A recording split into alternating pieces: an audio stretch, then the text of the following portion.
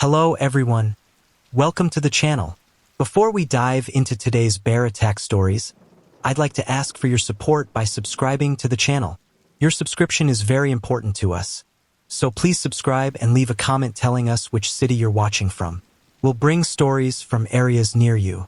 Now let's get into the first case.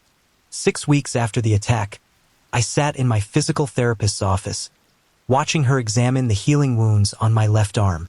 The external fixator had been removed, replaced by a less intrusive brace, but the scars remained angry and read 3 distinct lines where the bear's teeth had torn through muscle and shattered bone. Range of motion is improving, Sarah, my therapist, said as she gently manipulated my wrist, though you'll probably always have some stiffness in these fingers. The nerve damage will take time to heal, I finished, having heard this countless times before. If it heals at all. She gave me a sympathetic smile. You're doing remarkably well, all things considered. Most bear attack survivors have proof. I cut in, perhaps too sharply. Photos, videos, DNA samples. Something to show it really happened. The local paper's story had run for exactly 2 days before being relegated to the local interests section of their website. Without dramatic photos or video footage, my encounter had become just another unverified wilderness tale.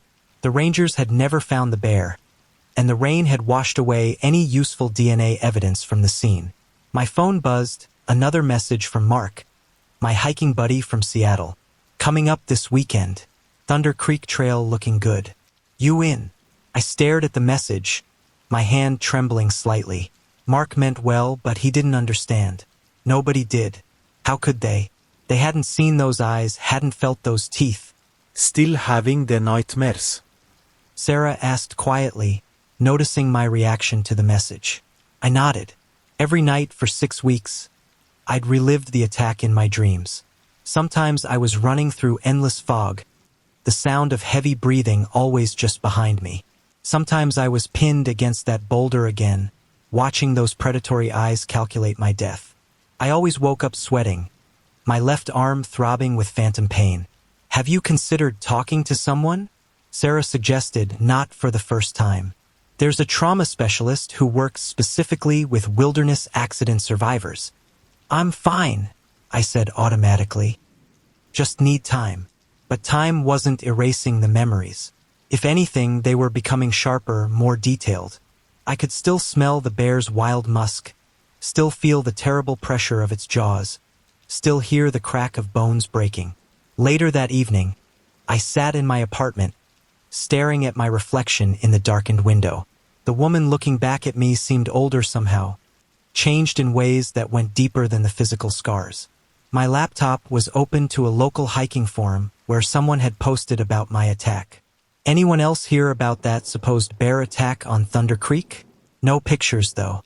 Probably just another tourist making up stories. The comments below were equally dismissive. Bears don't just attack people for no reason. If it really happened, where's the proof? Sounds like someone trying to get attention. I closed the laptop, fighting back a bitter laugh. 6 weeks ago, I would have probably written similar comments. Bears were supposed to be shy, easily frightened by human noise and presence. That's what all the wildlife guides said. That's what I'd believed. My phone buzzed again. Another message from Mark. Come on, perfect hiking weather this weekend. Need to get back on that horse sometime. I picked up the phone to decline, but something stopped me. The physical wounds were healing, yet I was still letting the bear control my life. Still jumping at shadows, still avoiding the woods I'd once loved. Opening my hiking photos folder, I scrolled back to the last images from that morning, the frost-covered wildflowers, the fog among the trees, the final peaceful moments before everything changed. The timestamp read 7:14 a.m. By 7:30, my camera would be shattered, and my life would be forever altered. Making a decision, I texted Mark back. Rain check on Thunder Creek. But there's a trail near Diablo Lake I've been wanting to try. Well maintained, lots of foot traffic. Maybe start there. His response was immediate. Yes, baby steps. I'll bring the bear spray. The sound of breaking branches grew louder, more deliberate. My hands fumbled with the backpack zipper, fingers clumsy with cold and fear. The bear spray was in there somewhere, buried beneath my camera gear and extra layers. Every second I spent searching felt like an eternity. Come on, I muttered, my voice barely a whisper. The fog had thickened around me, turning the forest into a maze of ghostly tree trunks and shifting shadows. Another crack echoed through the trees, closer this time, much closer. My mind raced through the bear safety training I'd taken years ago. The instructor's voice echoed in my memory. If you encounter a bear, stay calm. Make yourself appear large. Talk in a firm, calm voice. Whatever you do, don't run. Easy to say in a warm classroom. Not so easy when your hands are shaking so badly you can barely open your own backpack. The massive black shape emerged from behind a stand of young pines about 30 yards away. At first, it was just a darker patch of shadow in the fog, but then it moved with purpose, and my heart nearly stopped. The bear was enormous, far larger than I'd imagined black bears could be. Its shoulder height alone must have been over 3 feet, its body a solid mass of muscle and thick fur. "Hey bear," I called out, trying to keep my voice steady but loud. "I see you. I'm just passing through." The bear's head swung toward my voice, and our eyes met. In that moment, all the romantic notions I'd ever had about nature's majesty evaporated. Those eyes held no wisdom, no noble wild spirit, just cold, predatory intelligence. The bear's nostrils flared, testing the air, and I remembered with horrifying clarity the banana I'd eaten just before starting the hike. "I'm backing away now," I announced, though I doubted the bear cared about my narration. "Nice and slow. No threat here." My backpack was still half open, its contents partially spilled onto the trail. The bear spray had to be in there somewhere, but I didn't dare take my eyes off the animal. I kept backing up, one small step at a time, my boots scraping against the rocky trail. The bear dropped its head, watching me with terrible focus. A low rumble emerged from its chest, not quite a growl but a clear warning. I'd heard black bears were supposed to be timid, more likely to run than confront humans.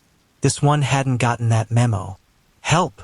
I shouted suddenly, hoping against hope that another hiker or ranger might be within earshot.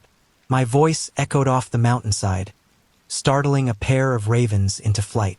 The bear's ears flattened against its skull. That's when it rose up on its hind legs. The sight knocked the breath from my lungs. Standing upright, the bear was easily 7 feet tall, its mass blocking out what little morning light filtered through the fog. Its front paws, each equipped with wickedly curved claws, hung at its sides like massive boxing gloves. "Oh God!" I whispered, all pretense of calm evaporating. My back hit something solid, a tree trunk. I'd run out of room to retreat. The bear dropped back to all fours with a thud that seemed to shake the ground. It was closer now, close enough that I could see the steam of its breath in the cold air, could smell its wild, musky scent. The low rumble had transformed into a full growl, a sound so deep it seemed to vibrate in my bones. Ranger Martinez's voice from just an hour ago rang in my ears. "Make sure it's accessible." The bear spray, still buried in my pack, might as well have been back in my car. I had my trekking poles, but they suddenly seemed absurdly inadequate against the mass of muscle and fury before me. "Hey!" I screamed, waving the poles above my head, trying to appear larger. "Get out of here. Go on." The bear took a step forward, then another. It was testing me, I realized, looking for any sign of weakness. The wildlife documentaries I'd watched suggested black bears were usually bluffing when they charged. Usually. But the predatory focus in this bear's eyes told a different story. My fingers found the straps of my backpack. Maybe if I gave up my pack with its food and anything else that might attract the bear, it would lose interest. "You want this," I called out, my voice cracking. "Is this what you want?" The bear's only response was another step forward, followed by a sound that turned my blood to ice. A series of short, huffing breaths. A sound I'd read about but never heard. It was the sound bears made just before attacking. Time seemed to slow down. I could see every detail with crystalline clarity. The way the bear's muscles bunched beneath its fur, the fog swirling around its massive form, the deadly purpose in its movement. This wasn't a bluff charge. This wasn't a territorial display. This was a predator that had decided I was prey. Through the fog, I spotted a gap between two trees to my left. The rational part of my brain screamed not to run. Running triggered the chase instinct, made you look like prey. But the bear was going to charge anyway, and my only hope was to reach those trees, to find some kind of defensive position. The sound of breaking branches had become a thunderous crash as the bear suddenly lunged forward. All thoughts of proper bear safety protocol vanished. I dropped my trekking poles and ran. Behind me, I heard the heavy impacts of the bear's paws against the ground, each one bringing it closer. The gap between the trees was maybe 15 feet away. 10, 5. I didn't make it. Instinct took over as I spun away from the charging bear. My trekking poles held high above my head in a last desperate attempt to appear larger. The metallic taste of fear flooded my mouth as I backpedaled, trying to maintain some semblance of the proper bear protocol even as my body screamed at me to run. Back off! I roared, my voice breaking with terror. Get away! The bear dropped to all fours, and in that moment, I realized how hopelessly outmatched I was. It covered the distance between us with frightening speed, its massive body moving with a fluid grace that seemed impossible for something so large. Each powerful stride ate up yards of ground. My heel caught on an exposed root, and the world tilted violently. I went down hard, my backpack bursting open on impact. The contents exploded across the trail: energy bars, spare clothes, my precious camera equipment, and finally, cruelly, the bear spray rolling just out of reach. No, no, no! I scrambled forward on all fours, fingers stretching for the spray. Behind me, the bear's huffing breaths grew closer, punctuated by the heavy thud of its paws against the earth. Just as my fingers grazed the canister, a deep growl froze me in place. The bear was so close I could smell its wild, musky scent, a mixture of wet fur and something metallic, like old blood. Time seemed to stretch like taffy as I twisted around to face it. Its eyes locked onto mine, and in that moment, I saw nothing but cold, predatory intent. Survival instinct kicked in like an electric shock. I abandoned the bear spray and ran. The fog had thickened into a soupy gray mass, turning the forest into a nightmare maze of looming shadows and half-glimpsed shapes. Branches whipped at my face as I crashed through the undergrowth, each stinging impact a reminder that I was going off-trail, breaking yet another cardinal rule of bear encounters. Help! My scream echoed through the trees, startling a flock of ravens into flight. Somebody help me! The sound of the bear's pursuit filled the world, breaking branches, heavy breathing, the occasional growl that seemed to vibrate in my chest. I risked a glance over my shoulder and instantly regretted it. The bear was right there, barely 10 feet behind me, its powerful shoulders rolling as it ran, jaws slightly open to reveal yellowed teeth. Please, I gasped, though I wasn't sure who I was begging. God, the bear, the indifferent wilderness itself. My lungs burned with each breath, and my legs felt like they were moving through molasses. I knew I couldn't maintain this pace much longer.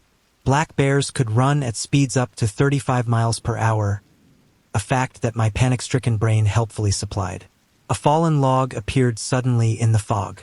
I tried to hurdle it, but my tired legs betrayed me.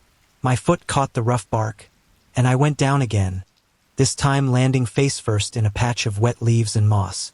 The impact drove the air from my lungs. Oh God! Oh God! Oh God! I wheezed, trying to push myself up. My hands slipped in the wet undergrowth as I heard the bear's heavy footfalls approaching. Rolling onto my back, I saw it emerge from the fog like something from a nightmare. Steam rose from its fur in the cold air, and its eyes, those terrible eyes, held mine with an intelligence that seemed almost human in its malevolence. Please, I whispered one last time, raising my arms in a futile attempt to protect myself. The bear's answering roar shook leaves from the nearby trees. I could see every detail with horrible clarity. The way its muscles bunched beneath its thick fur, the gleam of saliva on its teeth, the deadly purpose in its movement. This wasn't a defensive attack or a territorial display. This was a predator that had decided I was prey. Time seemed to slow down as the bear closed the final distance. I could hear my own heartbeat thundering in my ears, could feel every painful breath rasping in my throat. The fog swirled around us like a curtain, isolating this moment from the rest of the world. No one would hear what was about to happen. No one would know.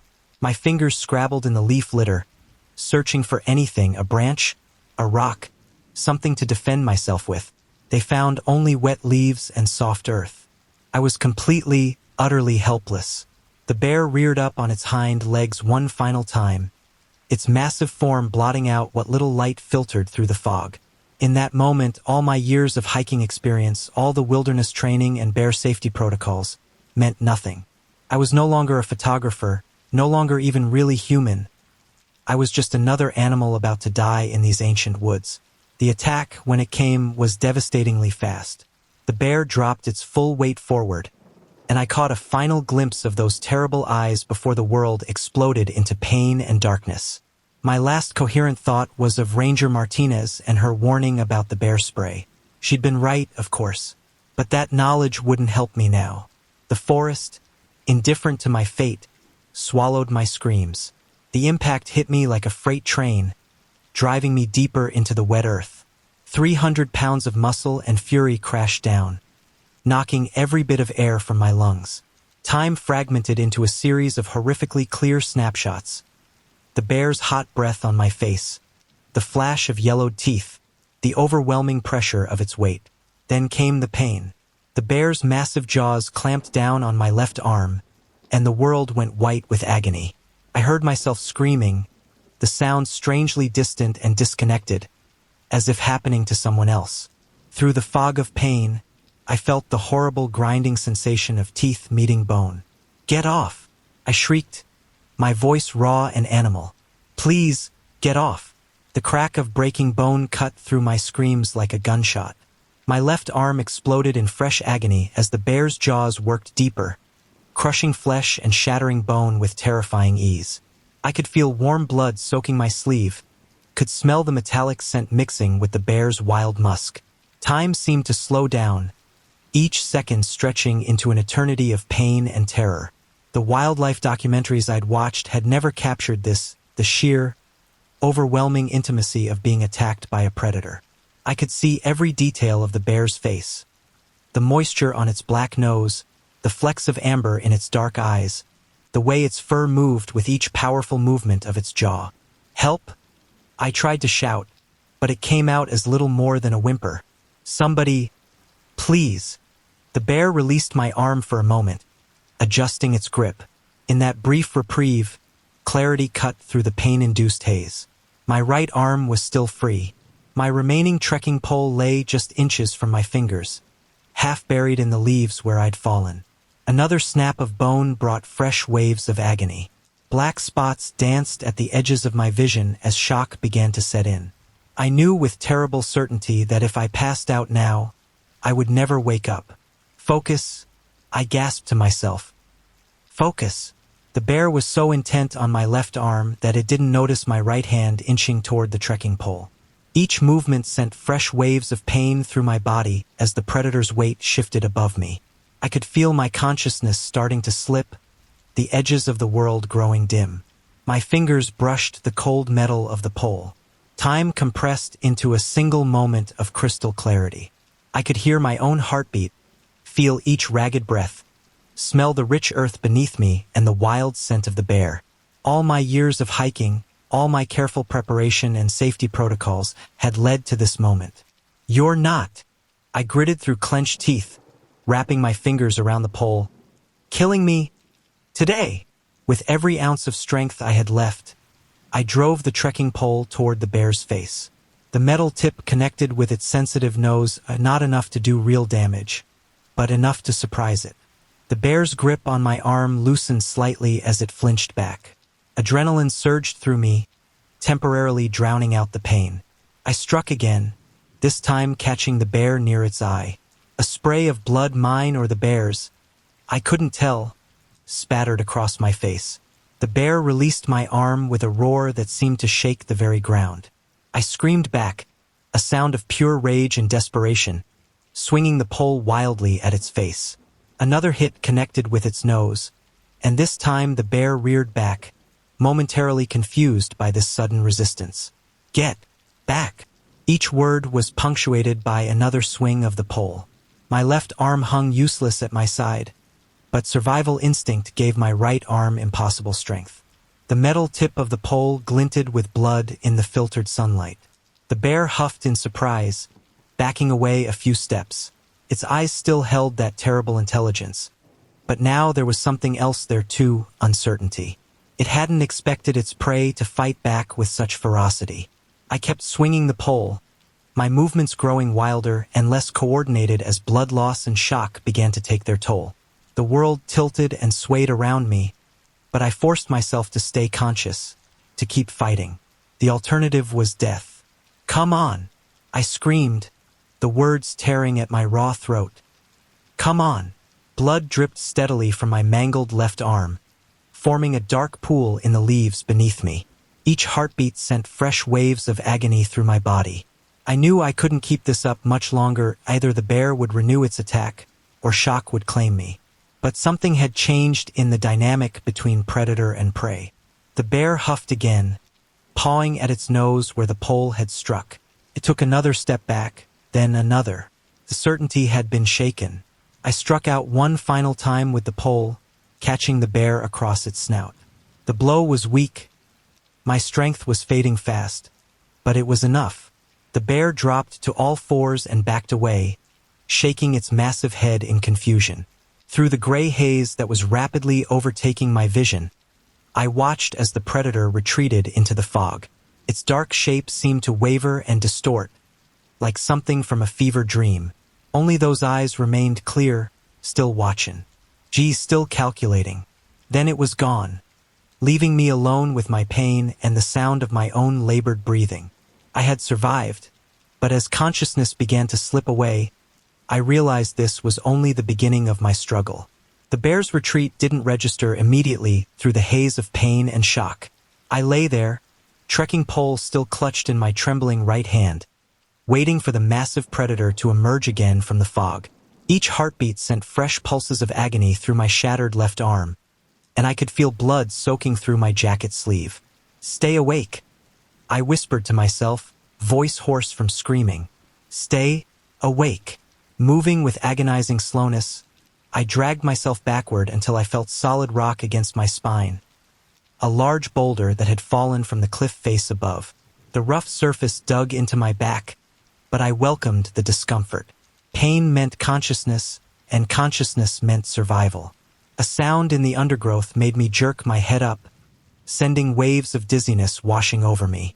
Through blurring vision, I saw the dark shape of the bear still lingering at the edge of the fog, about 30 feet away. Those intelligent eyes watched me, calculating, considering whether its injured prey was worth the effort. "Don't you dare," I growled, raising the bloodied trekking pole.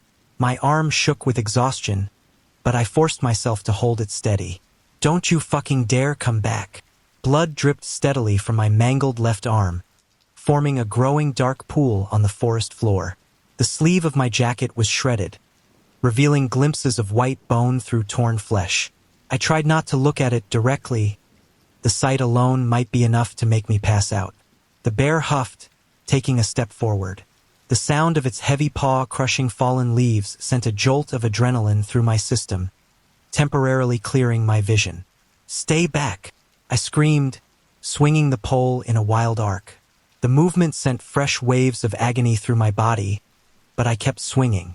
"I'm not done yet."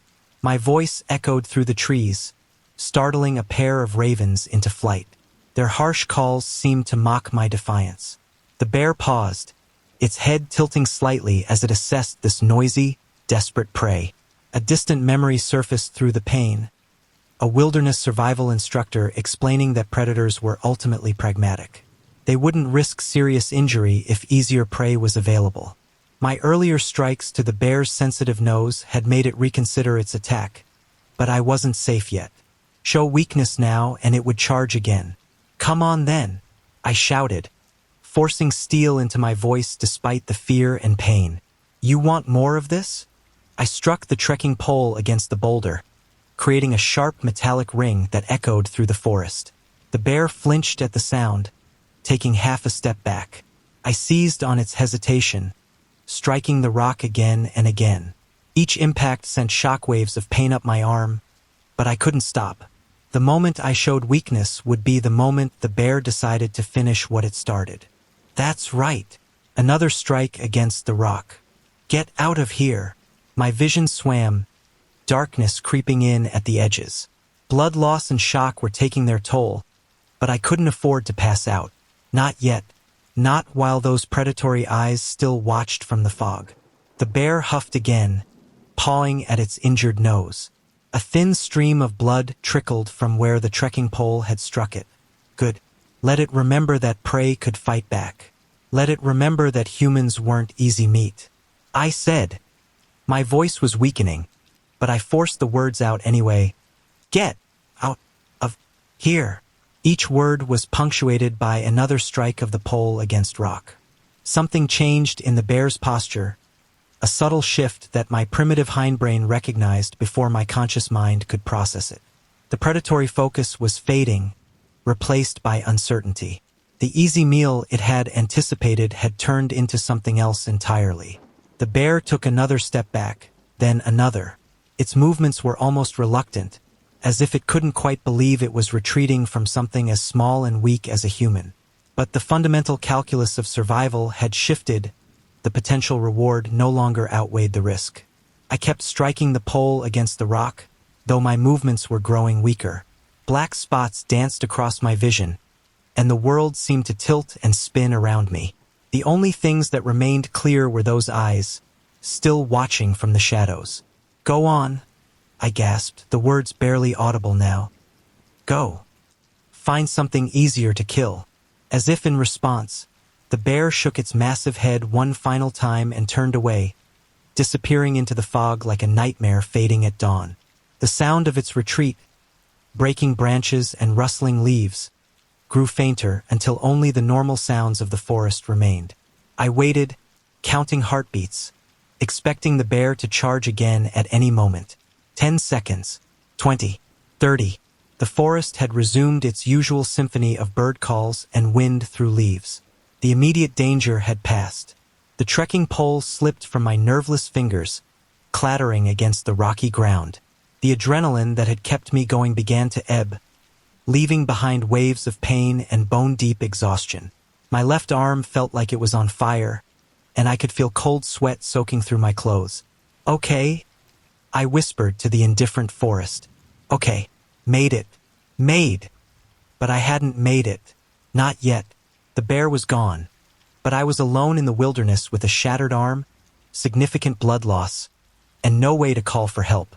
If shock didn't kill me, exposure would. As consciousness began to slip away, I had one final, crystal-clear thought. I had won the fight, but surviving the aftermath would be an entirely different battle. Consciousness returned in waves, each one bringing fresh awareness of pain. The first thing I noticed was the cold, a bone-deep chill that had nothing to do with the October morning. Shock. My mind supplied dimly. I'm going into shock. Opening my eyes was an effort that seemed to require all my remaining strength. The fog had thickened, transforming the forest into a ghostly landscape of gray shadows. How long had I been unconscious? Minutes? Hours? The diffused light made it impossible to tell. Get up, I commanded myself, though the words came out as little more than a whisper. You have to get up. My left arm hung useless at my side, a mess of torn flesh and shattered bone. The bleeding had slowed to a steady ooze, but my jacket sleeve was soaked through. The blue fabric turned almost black with blood. Don't look at it, I told myself. Looking makes it real. Using my good arm and the boulder at my back, I managed to push myself into a sitting position. The world tilted and spun around me, and I had to close my eyes until the vertigo passed. When I opened them again, I noticed my backpack's contents still scattered across the ground where I'd fallen during the chase, what felt like a lifetime ago. Phone, I muttered. Need phone. Moving was an exercise in agony. Each shift sent fresh waves of pain through my broken arm, but I forced myself to focus. The phone had been in my pack side pocket. If it wasn't completely destroyed in the fall, it might be my only chance for survival. I spotted it about 10 feet away, its black case barely visible among the fallen leaves. The distance might as well have been miles. Drawing in a deep breath, I began to inch forward, using my legs and right arm to drag myself across the ground. Just a little further. My fingers finally closed around the phone. The screen was cracked, spiderweb patterns spreading from one corner, but it lit up when I pressed the power button. A miracle. Then reality crashed back as I saw the signal indicator. No service. No, I whispered, my voice cracking. No, no, no. I held the phone up higher, willing the bars to appear. Nothing. The thick forest canopy and mountain terrain had always made reception spotty, but now that lack of signal could kill me as surely as the bear. Think, the trail. I needed to get back to the main trail. Rangers patrolled it regularly, and other hikers might be out despite the weather. But which direction was it?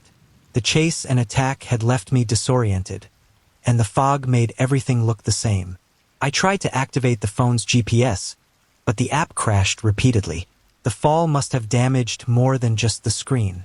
With trembling fingers, I managed to open the emergency call function. Even without service, phones were supposed to be able to make emergency calls, right?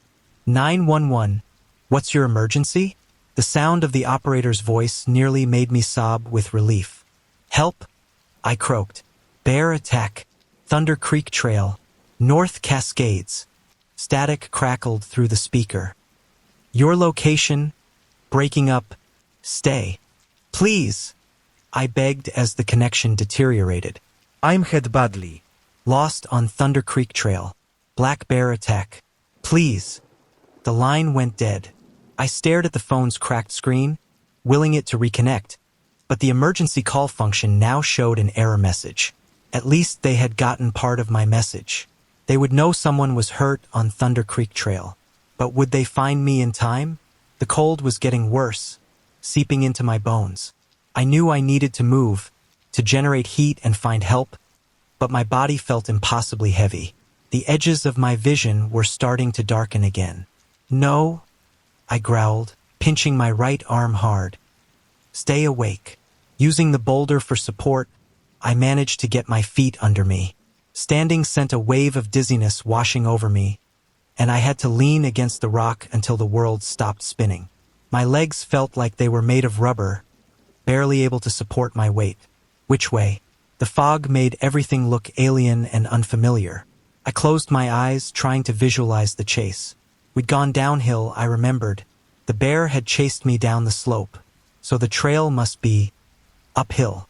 I took a tentative step, then another. Each movement was an exercise in willpower, fighting against pain and exhaustion. The fog swirled around me, creating phantom shapes that my traumatized mind transformed into lurking bears. Left foot, I muttered to myself, establishing a rhythm. Right foot, left foot, right foot. Blood loss made everything dreamlike and distant. The trees seemed to move in the fog, bending and twisting like living things. Was I even going in the right direction? The forest had become a maze of gray shadows and looming shapes. A branch snapped somewhere in the fog behind me. I froze, heart pounding. Had the bear returned? But no heavy footfalls followed, no huffing breaths. Just the normal sounds of the forest. Still, the sound spurred me to move faster. My broken arm sent jolts of agony through my body with each step, but fear gave me strength I didn't know I had. I kept climbing, using trees for support when the dizziness threatened to overwhelm me. Please, I whispered to no one in particular. Please let me find the trail. Please let me make it out of here. The forest, as always, remained indifferent to my prayers. But somewhere up ahead, through the fog and pain, lay my only chance for survival. I just had to stay conscious long enough to find it. The question was, could I? The afternoon sun had begun its descent behind the mountains, casting long shadows through the thinning fog. When I first heard it, the distant thrum of helicopter rotors. The sound was so faint I thought I might be hallucinating. Another trick of my shock-addled mind. Help! I tried to shout, but my voice emerged as little more than a hoarse whisper.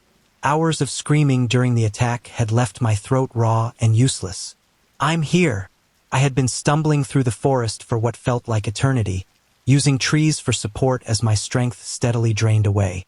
My shattered left arm had gone oddly numb, which I knew was a bad sign, but I couldn't bring myself to look at it anymore. The sleeve of my jacket was stiff with dried blood, and fresh drops still marked my meandering trail through the undergrowth.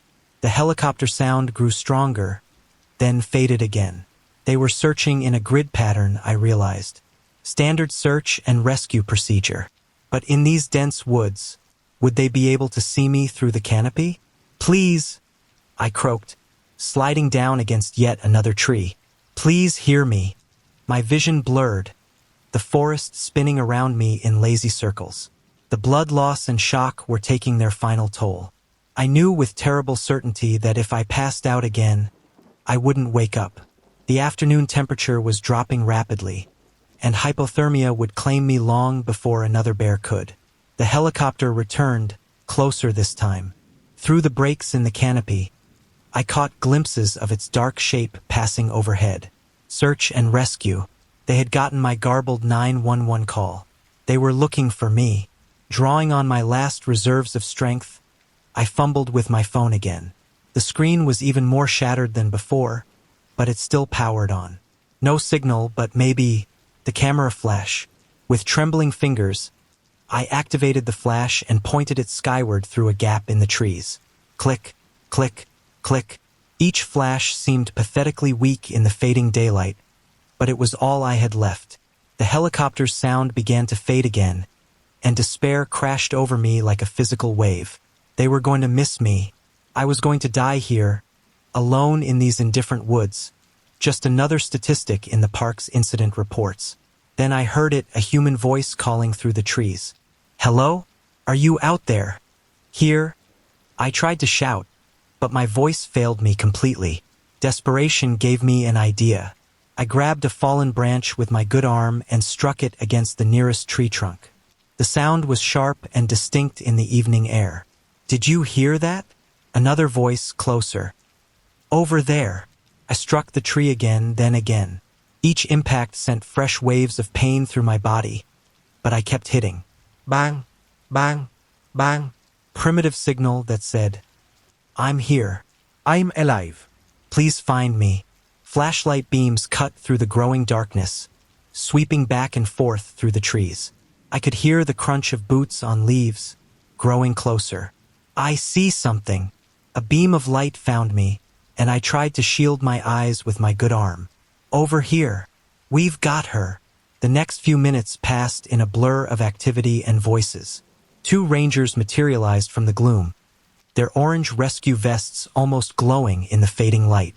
One of them, I recognized Ranger Martinez from that morning, though it felt like years ago, knelt beside me. Jesus Christ, she breathed, taking in my condition.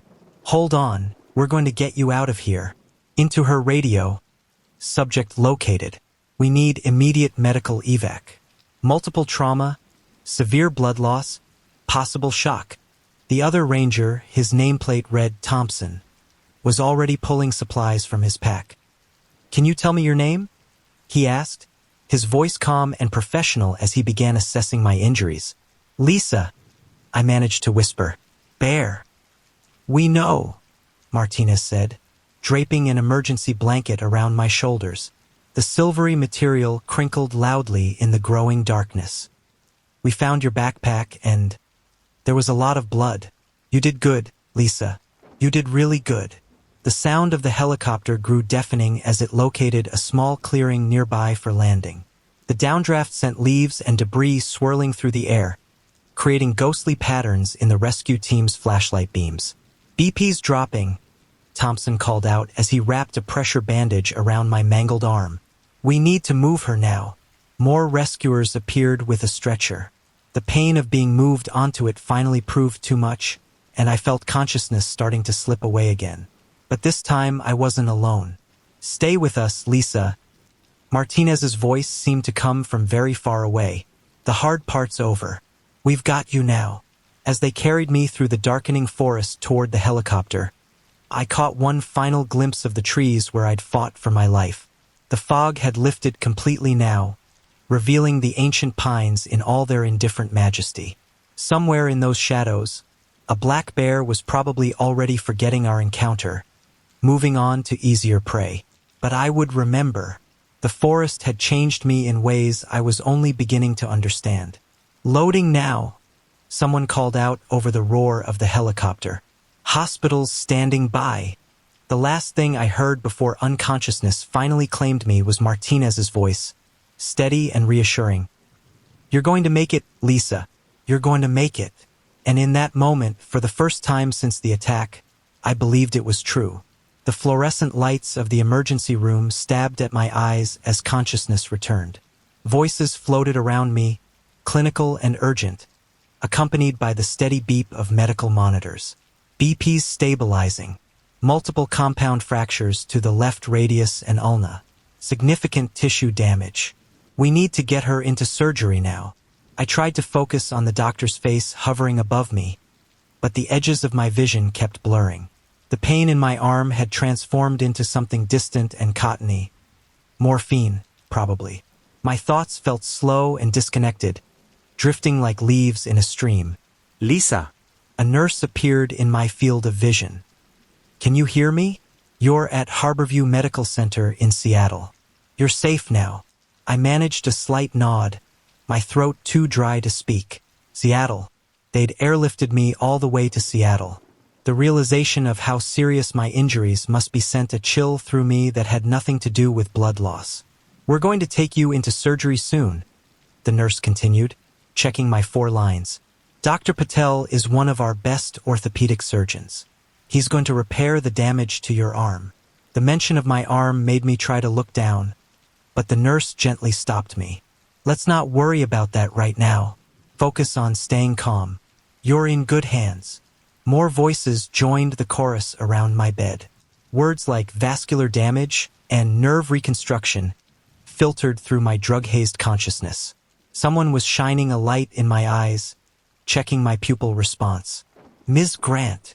A new face appeared, older, with kind eyes behind surgical glasses. "Dr. Patel," I assumed. "I need to explain what we're going to do. The bear's bite caused multiple fractures and significant tissue damage. We're going to need several hours of surgery to repair the bones and restore blood flow to your hand. Do you understand?" I managed to whisper, "Will I lose the arm?" "No," he said firmly. "The damage is severe, but we caught it in time. Recovery will be long, but we're going to save the arm. You did the right thing by keeping it elevated during your ordeal." Before I could process this, another figure stepped into view, a man in a park ranger uniform, notepad in hand. "Ms. Grant, I'm Ranger Collins from North Cascades National Park. I know you're about to go into surgery, but could you tell me briefly what happened? For our incident report." The morphine made everything feel distant, dreamlike. "Black bear on Thunder Creek Trail.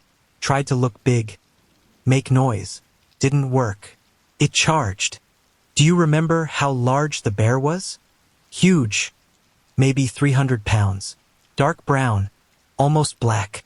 The memories came in flashes, accompanied by phantom pain. It rose up, 7 feet tall maybe. Eyes. Those eyes. My heart monitor began beeping faster. The nurse stepped in. "That's enough questions for now. She needs to get to surgery." "Just one more thing," the ranger pressed. "Did you get any photos of the bear? For identification purposes." A bitter laugh escaped my DR. "Why throat? Phone? Broken in the attack. Camera? Lost somewhere in the forest. We'll send a team to recover your equipment," he said, making notes. "The local news has been calling. They'd like to interview you once you're feeling better." The nurse shooed him away as my gurney began moving toward the operating room. The fluorescent lights streaked past overhead like shooting stars. Fragments of conversation drifted around me. Lucky to be alive. Biggest bear attack in the park this year. No photos, no evidence except the injuries. Probably won't find the bear. The operating room doors swung open, releasing a blast of cold air.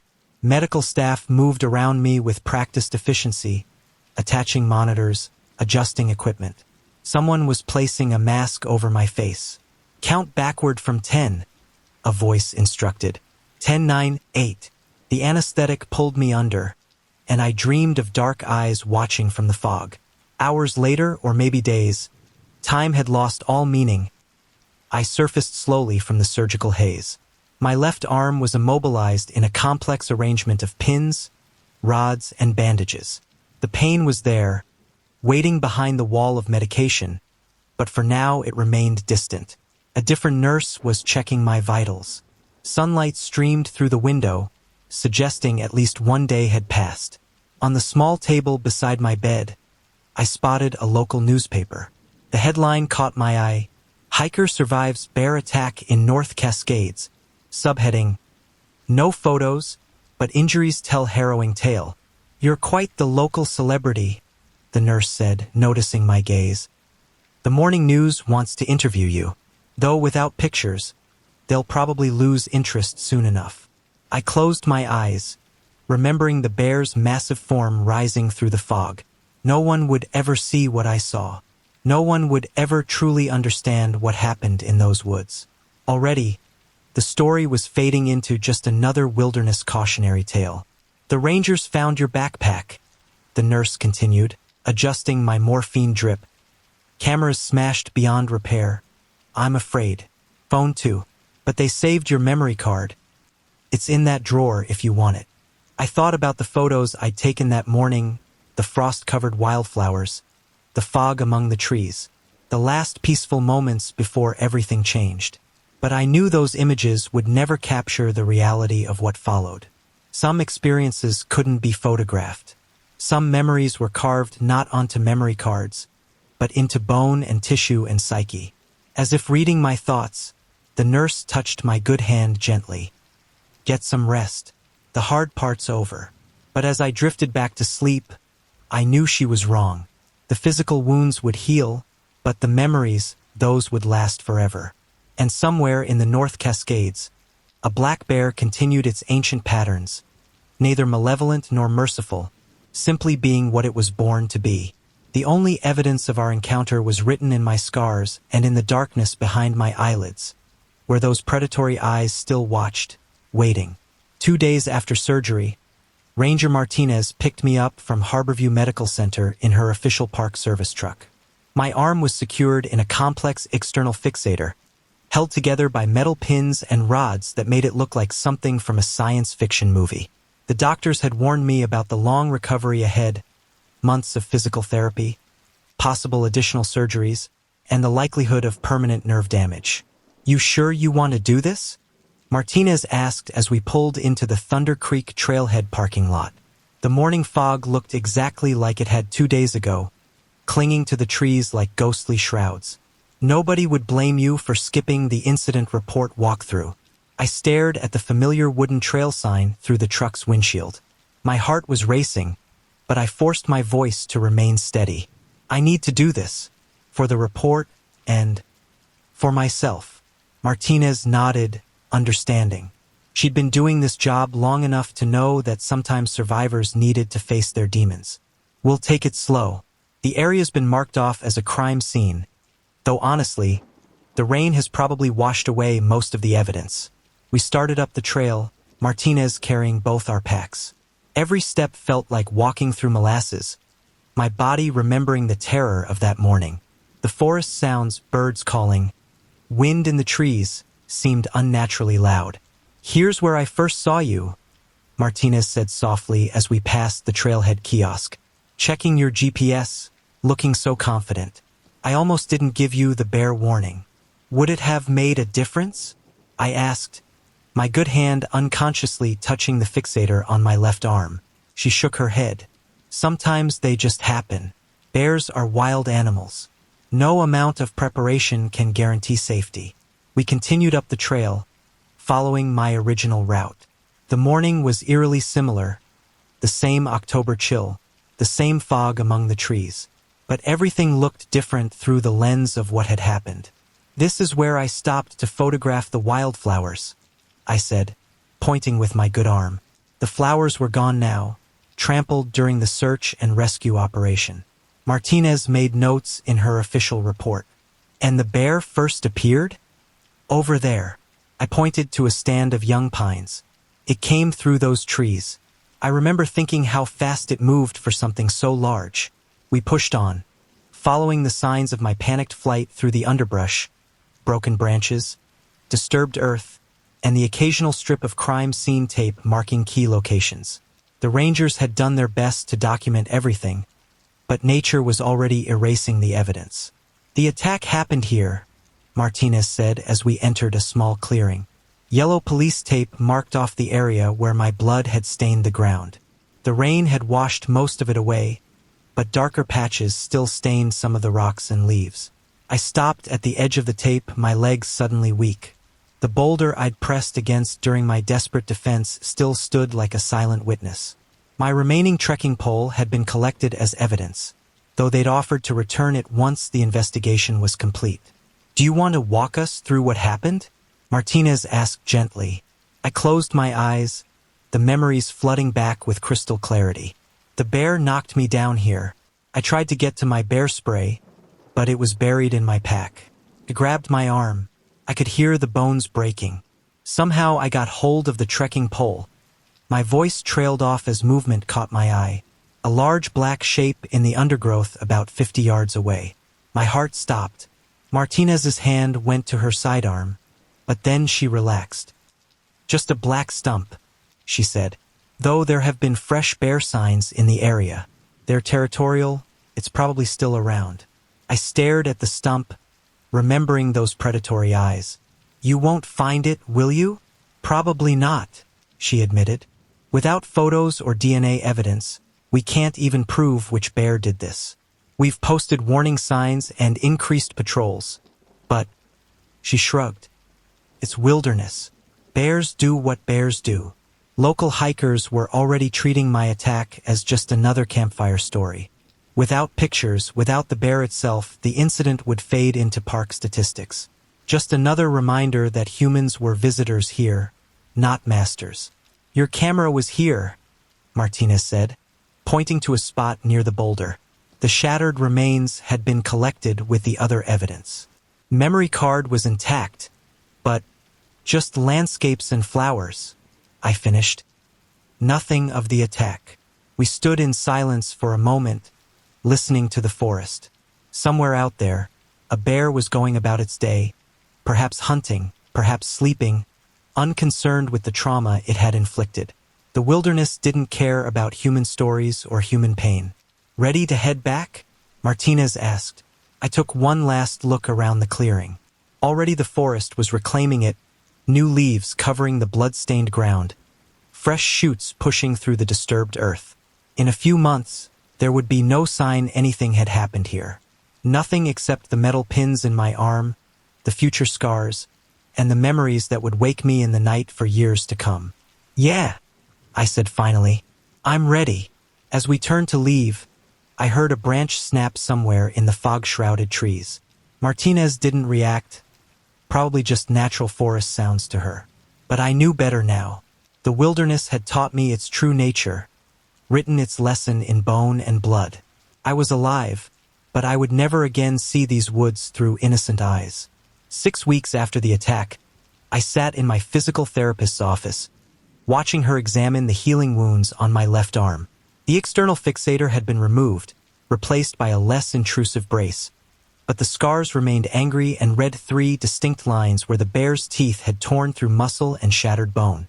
"Range of motion is improving, Sarah," my therapist said as she gently manipulated my wrist. "Though you'll probably always have some stiffness in these fingers.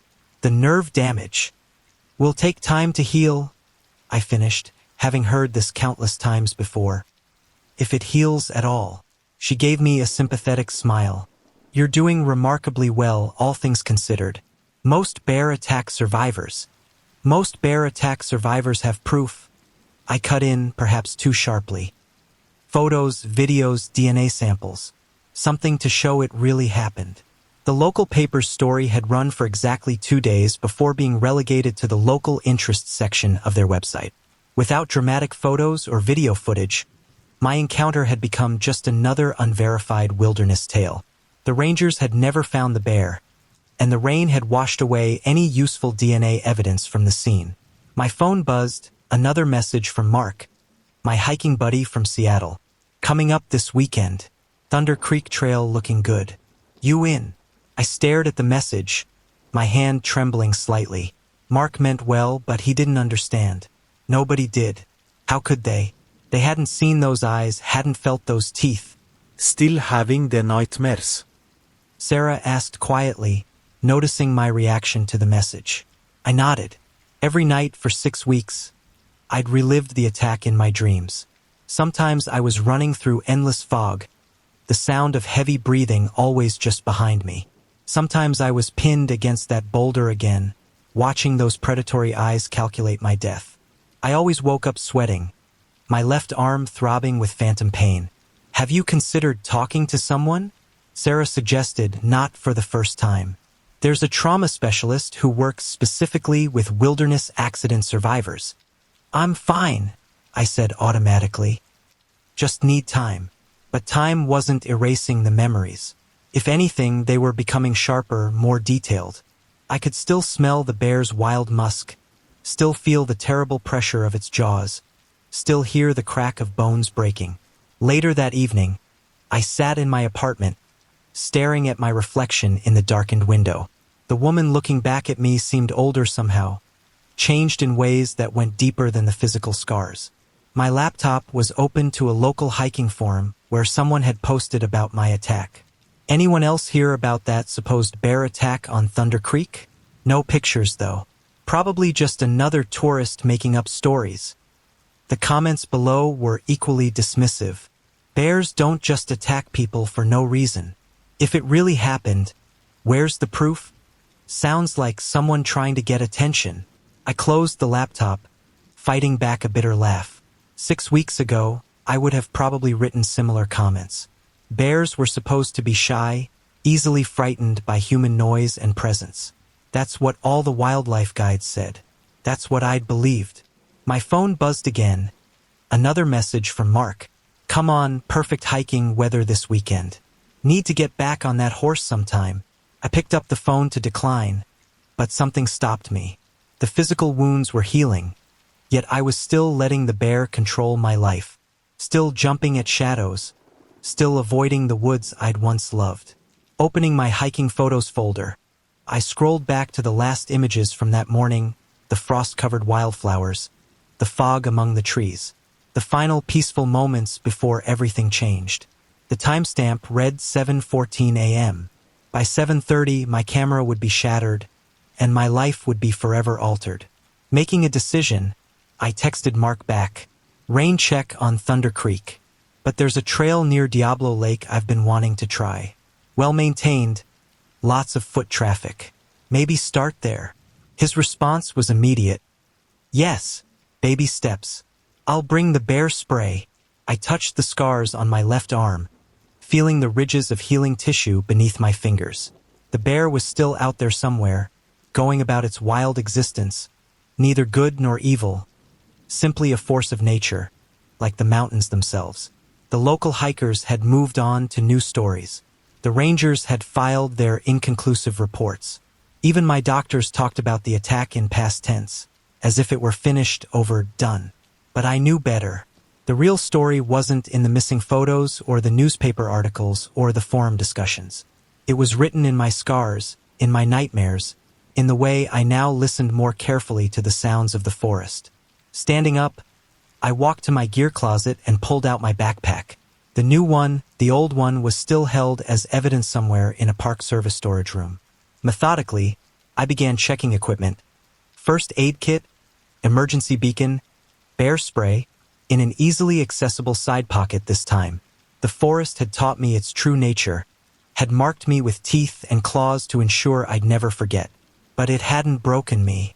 I was a survivor carrying my evidence in bone and blood and memory. As I packed, I glanced again at my reflection in the window. Beyond my image, the North Cascades loomed against the night sky, their ancient peaks indifferent to human fears and triumphs. Somewhere in those dark forests, a bear moved through the shadows, neither malevolent nor merciful, simply being what it was born to be. The only proof of our encounter was written in my scars and in the darkness behind my eyelids, where those predatory eyes still watched, waiting. But this time I would be ready. The digital clock on my dashboard showed 5:17 a.m. when I pulled into the empty parking lot at the Salmon Chalice National Forest trailhead. The October morning was darker than usual, with heavy clouds obscuring what little light the pre-dawn sky might have offered. I killed the engine of my Ford F-150, and the sudden silence felt heavy, meaningful somehow. Perfect hunting weather, I muttered to myself, though the words sounded hollow in the cab of my truck. The weather forecast had predicted clear skies, but the clouds suggested otherwise. Still, I'd taken 2 days off work for this hunt, and I wasn't about to let a little weather stop me. I did my usual equipment check. Rifle, ammunition, hunting license, emergency kit. The familiar ritual helped calm my inexplicable nerves. My breath created small clouds in the cold air as I shouldered my pack and secured my Remington 700 in its sling. The crisp air bit at my exposed face as I stepped out of the truck. It was the kind of cold that made your nose run and your eyes water, but I knew I'd warm up once I started moving. I pulled my blaze orange vest tighter around my torso and adjusted my wool cap. "Hey there, another early bird." Huh. The voice made me jump. A Forest Service ranger was pulling up in his green pickup, his headlights briefly illuminating the information board at the trailhead. I recognized him from previous seasons, Bob Mitchell, one of the veterans in the area. "Morning, Bob," I called back, trying to hide my startled reaction. "Yeah, hoping to get a jump on opening day." He climbed out of his truck, his boots crunching on the frost-covered gravel. "Smart thinking, Evan. Just make sure you stay alert out there. We've had some interesting activity in the area lately." Something in his tone made me pause. "What kind of activity?" Bob pulled out his flashlight, sweeping it across the tree line. "Well, a couple of campers reported some strange noises last week. Found some torn-up campsite about 3 miles in. Probably just black bears fattening up for winter. But," he shrugged, leaving the sentence hanging. "I've got my bear spray," I patted the canister on my belt. "And the rifle, of course." "Good man. You heading up toward Miller Creek?" I nodded. "That's the plan. Saw some promising elk signs there during scouting season." "Smart choice. Just keep your eyes open. And Evan," he waited until I looked at him. "If you see anything unusual, you radio it in. Okay?" Something about his emphasis on unusual made the hair on the back of my neck stand up, but I pushed the feeling aside. "Will do, Bob. Thanks for the heads up." As I started down the trail, each step crunched through a layer of frost-covered leaves. The sound seemed unusually loud in the pre-dawn quiet. My headlamp carved a narrow tunnel of light through the darkness, catching occasional reflections from frost crystals that sparkled like tiny diamonds. The dense pine canopy above gradually became visible as dawn crept in, though the heavy cloud cover meant the forest remained in a kind of twilight state. The familiar sense of pine needles and damp earth filled my nostrils, along with something else, something musky that I couldn't quite identify. About an hour into my hike, I reached a small clearing. My pulse quickened as I spotted fresh elk droppings near the edge, steam still rising from them in the cold air. "Bingo!" I whispered, immediately dropping into a crouch and scanning the area. The forest had grown quieter, I realized. The early morning bird chorus had faded to nothing, which wasn't unusual. Animals often went quiet when humans passed through, but something felt different about this silence. Heavier, more intentional. A branch snapped somewhere to my left, and I froze mid-step. The sound had been too heavy for an elk, too deliberate for a deer. Another hunter, maybe? I stayed still, listening intently while trying to control my breathing. "Hello!" I called out softly, not wanting to spook any nearby game but also following proper hunter etiquette. No response. The silence stretched on, broken only by the soft whisper of wind through the pines. I took a few more careful steps forward, then stopped again. That musky smell from earlier was stronger now, and something primal in the back of my brain was starting to send warning signals. "Get it together, Evan," I muttered to myself. "You've been hunting these woods for 15 years. But as I stood there, watching my breath form clouds in the increasingly bright morning air, I couldn't shake the feeling that something was watching me back. I'd experienced the sensation before. All hunters had. But this felt different. More immediate. More dangerous. I unclipped my bear spray, keeping it ready in my left hand while my right remained close to my rifle. Bob's warning echoed in my mind. If you see anything unusual, the rational part of my brain knew I was probably just working myself up over nothing. The woods always felt different in the pre-dawn hours, and opening day jitters were a real thing. But that other part of my brain, that ancient survival instinct that our ancestors relied on, was screaming at me to pay attention. I took one more step forward, and that's when I noticed it. The birds hadn't just gone quiet. They'd gone silent. The kind of silence that only happens when something big, something dangerous, is nearby. The morning suddenly felt a lot colder. The smell hit me first, a thick, musky odor that made my nose wrinkle. Anyone who spent time in bear country knows that smell. A mixture of wet fur, rotting meat, and something else, something wild. It was the kind of scent that bypasses your conscious mind and goes straight to the primitive part of your brain that remembers what it means to be prey.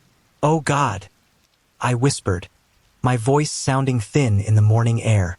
My hand instinctively tightened on my rifle strap, though I knew drawing it might be the worst thing I could do if what I suspected was true.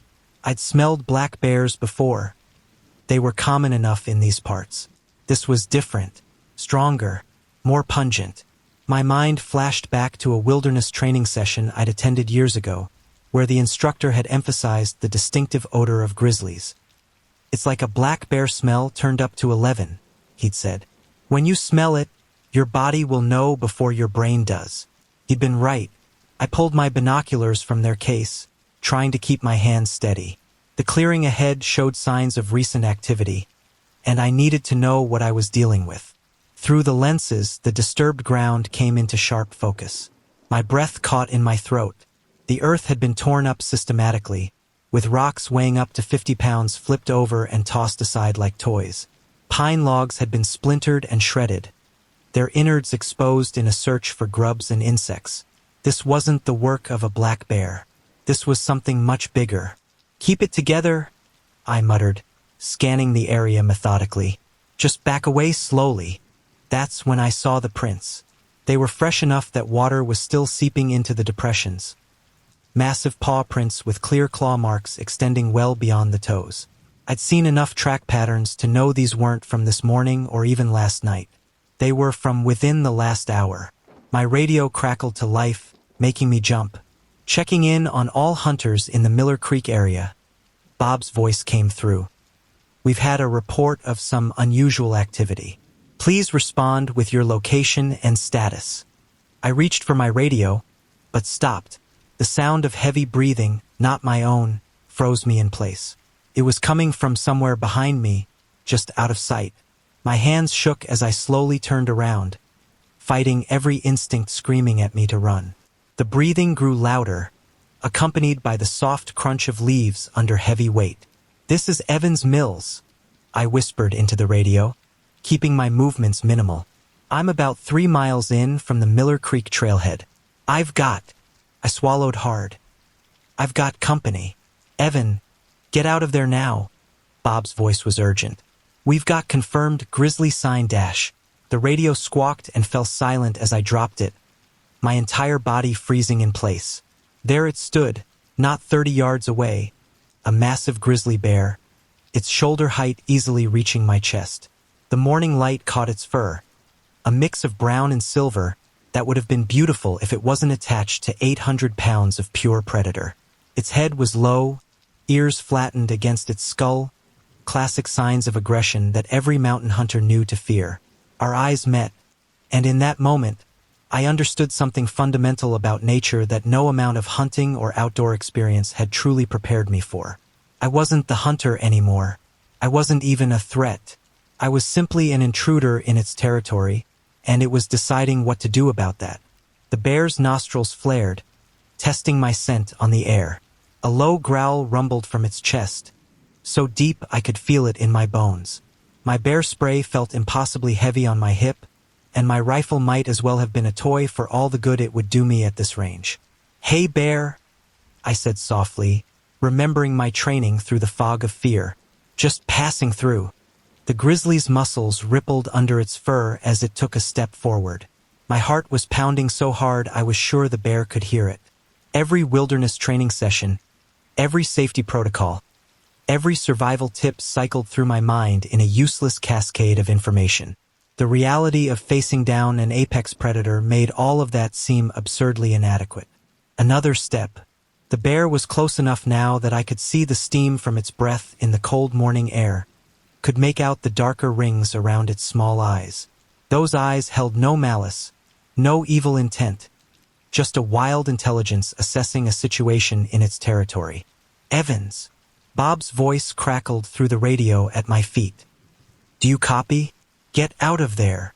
The sudden noise made the bear huff, a sharp, explosive sound that every wilderness guide will tell you is a precursor to a charge. Its lips pulled back slightly, revealing teeth designed by millions of years of evolution to tear flesh from bone. I had seconds to make a decision that would determine whether I lived or died. The bear spray was my best option, but reaching for it might trigger an attack. The rifle was useless at this range. Even if I managed a shot, a wounded grizzly was far more dangerous than an uncertain one. Running was suicide. Time seemed to stretch like molasses as I stood there, my life balanced on the edge of a knife, watching the most powerful predator on the continent decide my fate. The forest held its breath. The grizzly's muscles rippled beneath its thick fur as it took another step forward. My rifle, still slung over my shoulder, might as well have been 1,000 miles away. Every survival instructor I'd ever listened to had emphasized one critical point about bear encounters. Your weapon is useless if you can't access it in under 2 seconds. I was way past that window. "Hey, bear," I called out again, my voice cracking with fear but growing louder. "Hey, bear, back off." The words felt foolish leaving my mouth, like trying to reason with an avalanche. But it was protocol, and protocol was all I had left.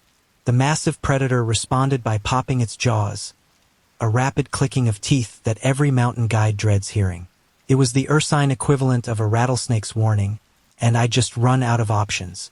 My hands trembled as I raised them above my head, making myself look as large as possible.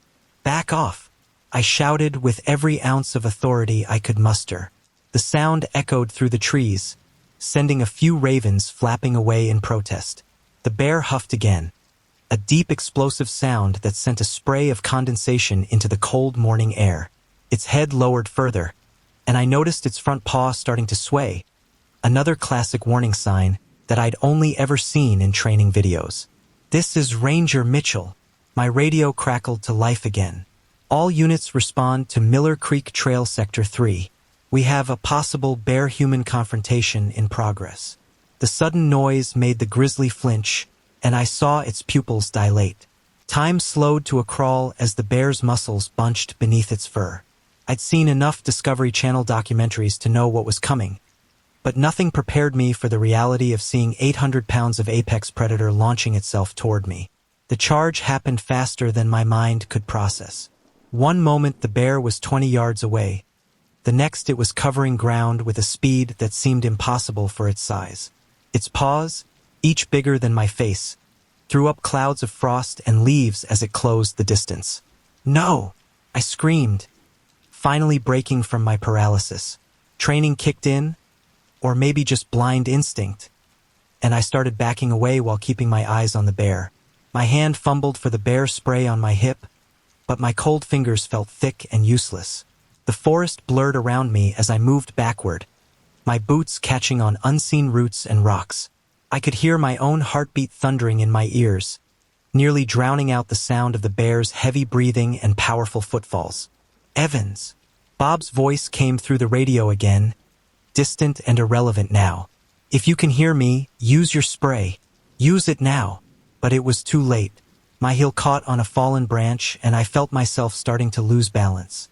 The bear was less than 10 feet away now, close enough that I could smell its breath. A horrific mixture of rotting meat and wild musk. In that moment, all my years of hunting experience, all the safety briefings and survival training, condensed into one primal instinct. Run. I turned. It was the worst thing I could have done, and I knew it even as I did it. Every bear safety guide, every wilderness expert, every survival manual hammered home one crucial point. Never run from a predator. Running triggers their chase instinct. Running makes you prey. I ran anyway. The sound that came from behind me wasn't a roar, not like in the movies. It was deeper, more guttural, a sound that reached into the primitive parts of my brain and squeeze. I managed 3 full strides before I felt it. White-hot pain exploded across my back as the bear's claws raked through my hunting jacket like it was tissue paper. The force of the swipe lifted me off my feet and sent me sprawling forward. My shoulders slammed into a tree trunk, and bright spots danced in my vision. I scrambled to my hands and knees, certain that the next blow would end me. I could hear the bear's breathing, harsh and close, smell its wild scent all around me. My back felt like it was on fire, and I could feel warm blood soaking through my layers of clothing. But the finishing blow never came. Instead, I heard something unexpected, the sound of heavy footfalls moving away from me, branches cracking as the massive animal retreated into the forest. The encounter had lasted less than 30 seconds. I stayed frozen on my hands and knees, blood dripping onto the frost-covered leaves below me, waiting for the bear to return. Seconds stretched into minutes as my hearing gradually expanded beyond my own ragged breathing and pounding heart. The forest was dead silent. Evans, Evans, do you copy? Bob's voice crackled through the radio, which lay a few feet away where I dropped it. With trembling hands, I reached for the radio. I'm here. I managed to gasp out. Bear. There was a bear. Stay where you are. We're coming to you. Are you injured?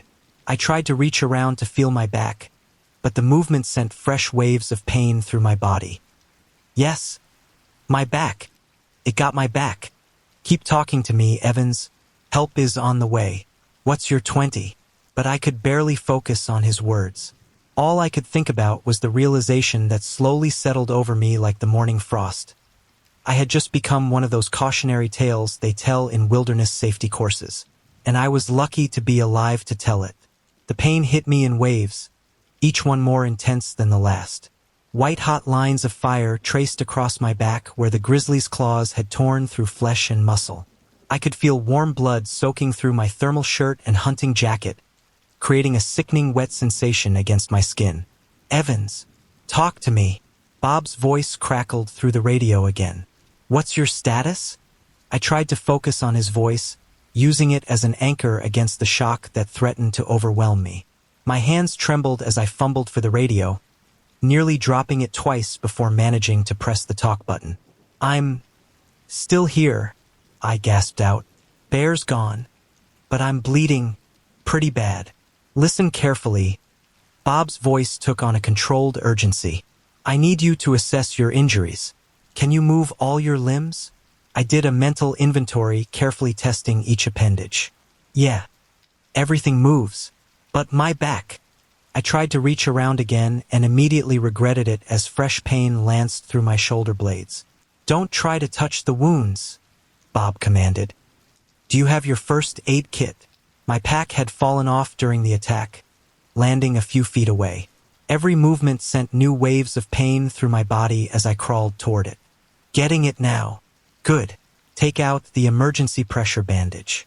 You need to control the bleeding. My fingers felt thick and clumsy as I searched through the pack, finally locating the first aid kit.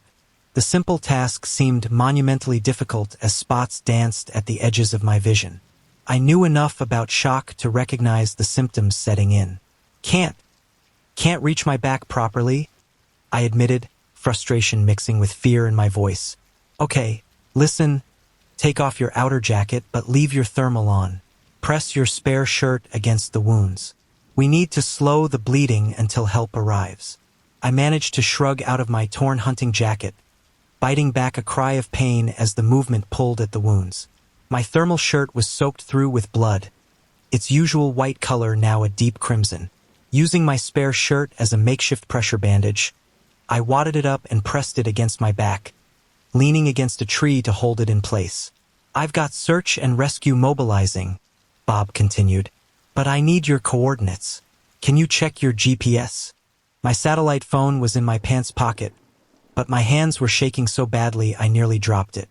The screen was cracked, must have happened during the fall, but it still worked. Hang on. I squinted at the display, trying to focus through the growing fog in my brain. 44 degrees, 16 minutes north, 114 degrees, 43 minutes west.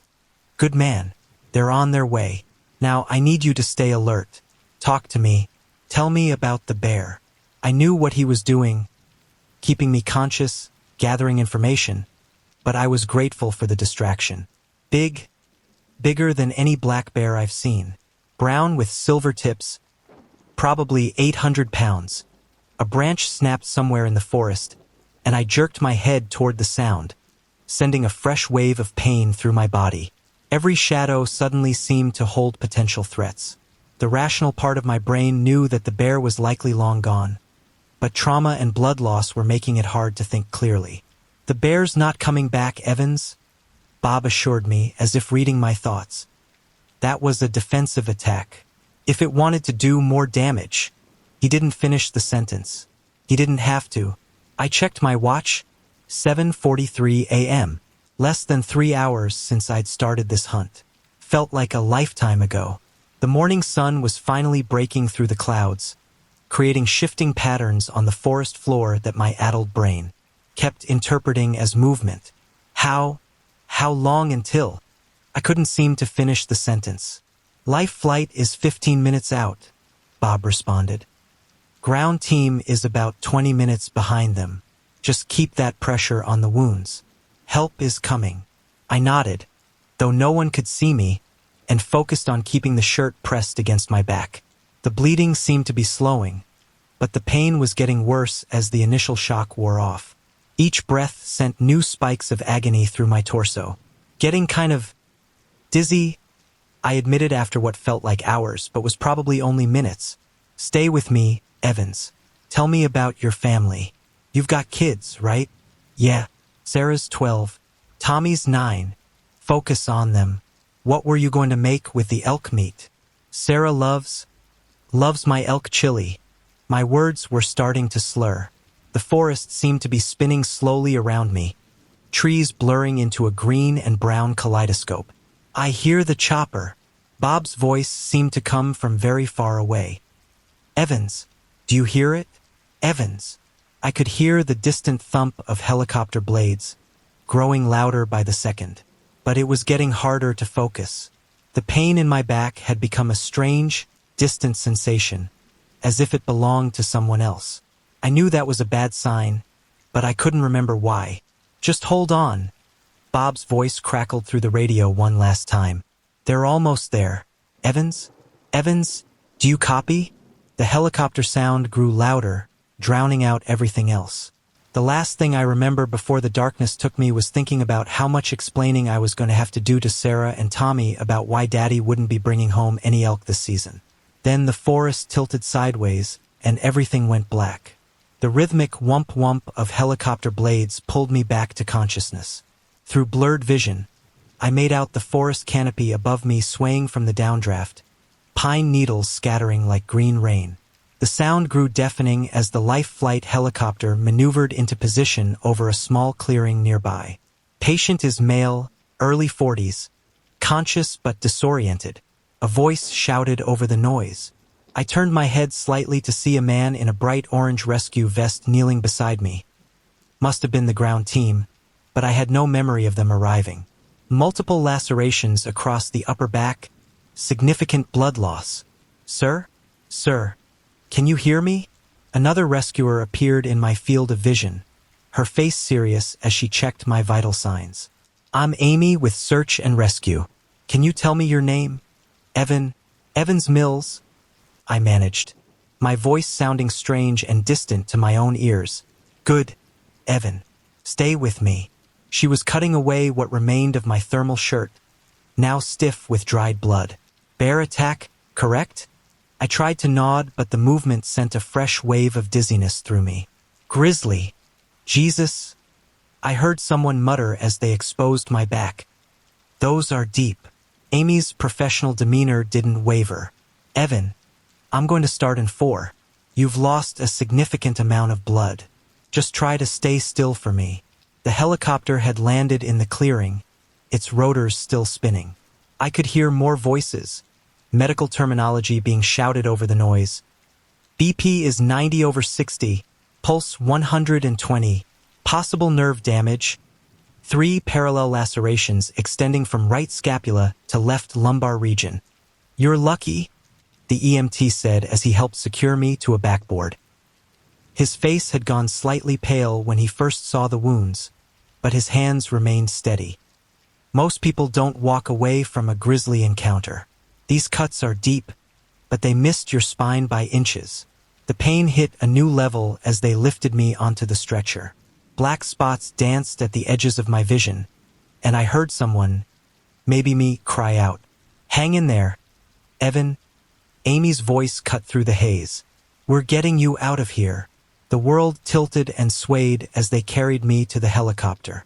Through the open door, I caught a glimpse of Bob arriving with the ground team, his usual composed expression replaced by genuine concern. He caught my eye and gave me a thumbs up, mouthing what looked like, "You made it." Inside the helicopter, the medical team worked with practiced efficiency. An oxygen mask was placed over my face.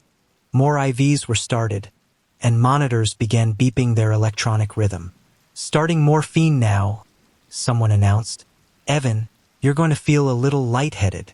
The pain began to recede like a tide going out, replaced by a floating sensation.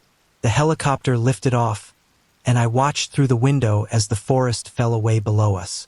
Somewhere down there, a grizzly was probably already forgetting about our encounter, while significant tissue damage, I heard one of the flight medics saying into a radio, presumably to the hospital. 3 parallel lacerations, approximately 18 inches in length, depth varying from 1 to 3 inches.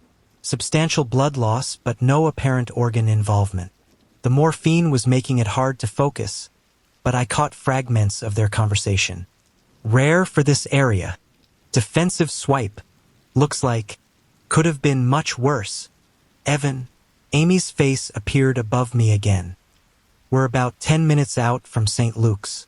The trauma team is standing by. You're doing great." The hospital lights were blindingly bright after the dim forest. Everything became a blur of motion and urgent voices as they wheeled me through the emergency department. More faces appeared above me, asking questions I could barely process. "Any allergies to medications? When was your last tetanus shot? Can you rate your pain on a scale of 1 to 10? Do you have any family we should contact?" "My wife," I managed to say through the oxygen mask. "Jennifer.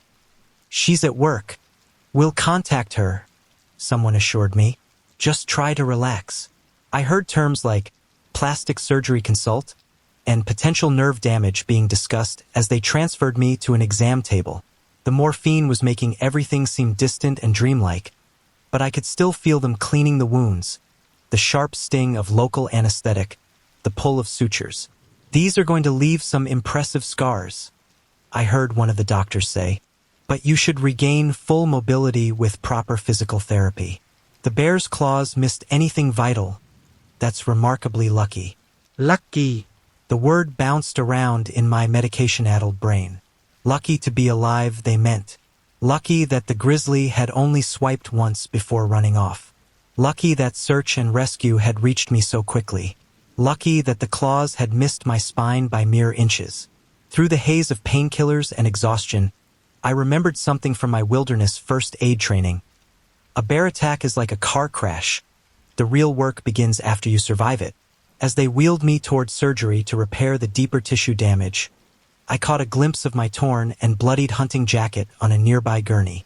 3 parallel slashes ran diagonally across its back, a signature written in blood and cloth by one of nature's most powerful predators.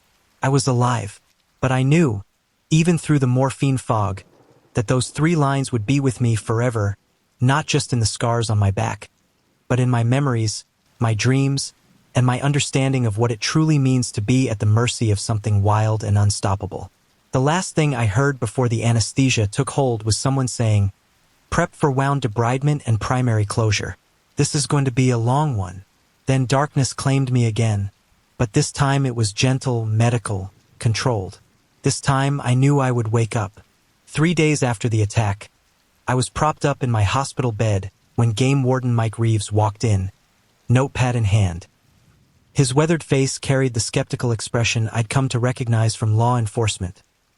The look that said he'd heard too many fish stories to take anything at face value. "Mr. Mills," he nodded, pulling up a chair. "Feeling up to answering some questions about Sunday's incident?" I shifted position, wincing as the movement pulled at my stitches. "Sure. And it's Evan." "All right, Evan." He clicked his pen. "Walk me through what happened. From the beginning." I recounted the morning's events.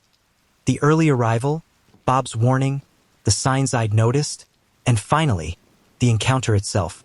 Reeves took notes, his expression remaining neutral as I described the bear's size and behavior. 800 pounds, you said?" He glanced up from his notepad, eyebrows raised. "That's substantial. You're certain it wasn't a black bear? They can appear larger when you're under stress." "I know what I saw," I replied, trying to keep the irritation out of my voice. "I've been hunting these mountains for 15 years. I know the difference between a black bear and a grizzly." Reeves made another note. "Thing is, Mr. Mills, we haven't had a confirmed grizzly sighting in that area for months. Not since early spring." "Well, you've got one now." I gestured toward my bandaged back. "Those aren't black bear marks." "May I?" he asked, moving to examine the wounds.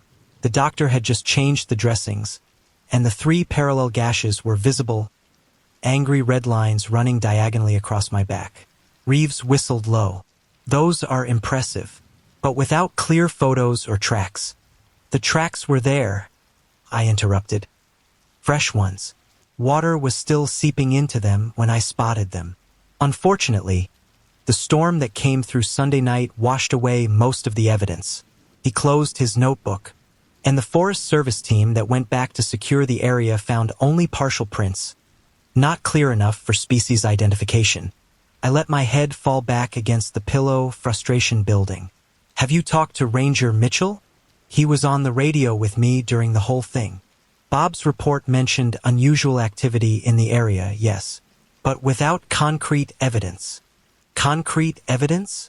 I tried to sit up straighter but immediately regretted it. "I've got 3 8-inch gashes across my back, which are consistent with a bear attack, certainly." Reeves nodded. "But determining the species without corroborating evidence is problematic.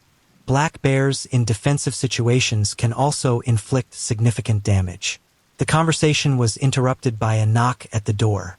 A reporter from the local paper, the Idaho Mountain Express, poked her head in.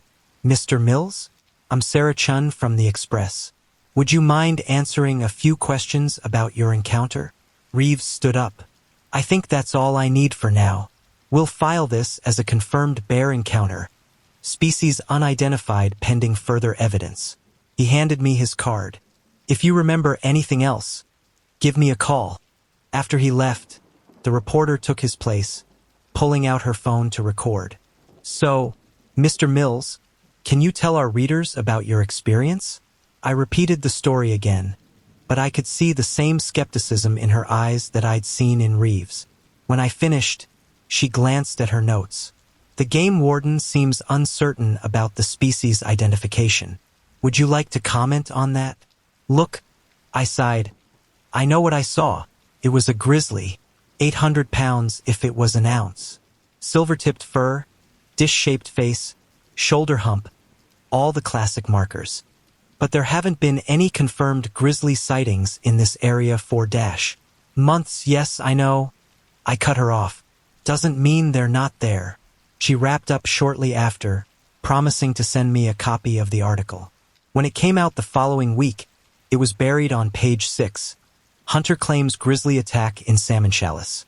The article was careful to note the disputed nature of the species identification and emphasized the rarity of grizzly sightings in the area. A few days later, Bob visited me in the hospital. He looked uncomfortable as he handed me a copy of the official incident report. "I'm sorry, Evan," he said, watching me scan the document. "They classified it as a possible bear encounter, species unconfirmed, without clear photographic evidence or viable tracks. You believe me, though, right?" I looked up at him.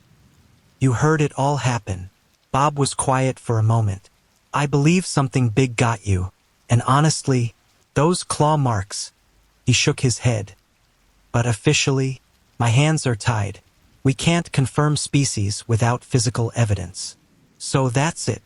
I let the report fall onto my lap. "It just goes in the files as unconfirmed?" "Look on the bright side," Bob tried to smile. "At least you're around to argue about it. Most folks who get that close to a grizzly don't get to tell their story." As he left, I caught my reflection in the window, pale, drawn, but alive. The doctor said I'd make a full recovery, though the scars would be permanent. But without official confirmation, without clear evidence, I knew my encounter would fade into local legend, just another disputed story in the annals of Idaho's wilderness history. The grizzly, if that's what it was, would remain a ghost in the system, neither confirmed nor denied.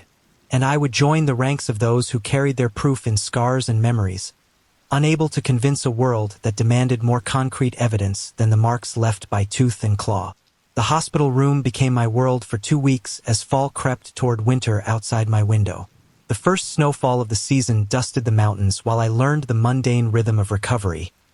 Medication schedules, dressing changes, and the endless parade of medical staff checking my wounds.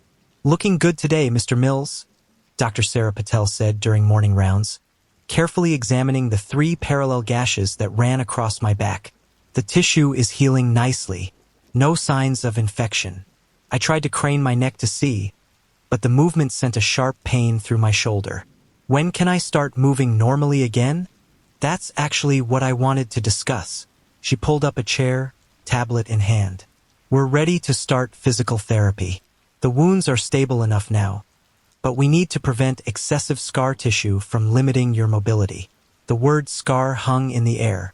I'd been avoiding thinking about the permanent marks I'd carry, but now I had to ask, how bad will they be? Dr. Patel was quiet for a moment, choosing her words carefully. "The lacerations were deep, Mr. Mills.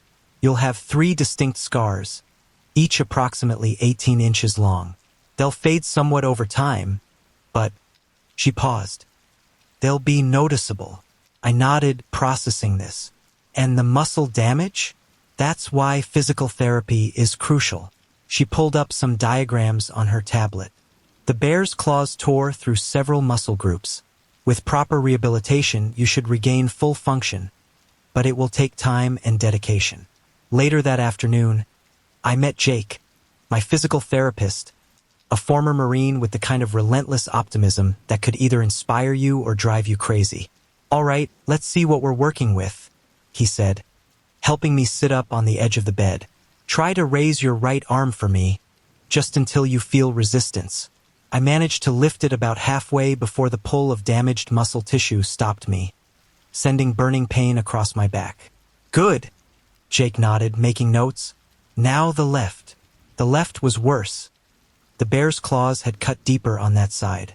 I barely got my arm to shoulder height before having to stop. "Okay, we can work with this." Jake started demonstrating some gentle stretching exercises. "The key is consistent, controlled movement.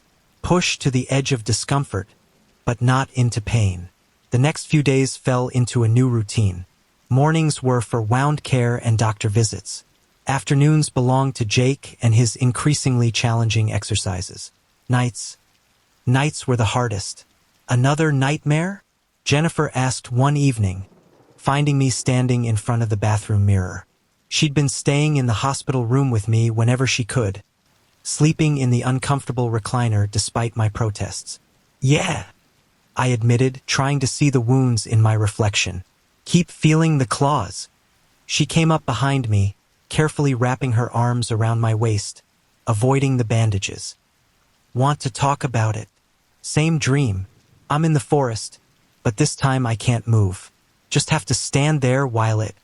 I shook my head. The psychiatrist says it's normal. Post-traumatic stress. Dr. Reynolds mentioned that might happen, she said, referring to the hospital's trauma counselor who'd started visiting me a few days after the attack. He said it's common after animal attacks.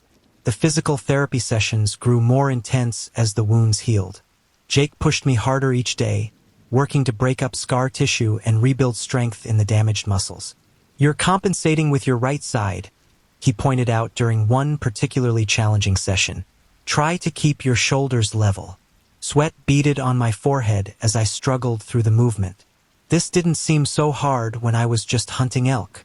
That's because you had all your muscle groups working together then, Jake explained. Now some of them are damaged, so others are trying to take over. We need to retrain everything to work properly again.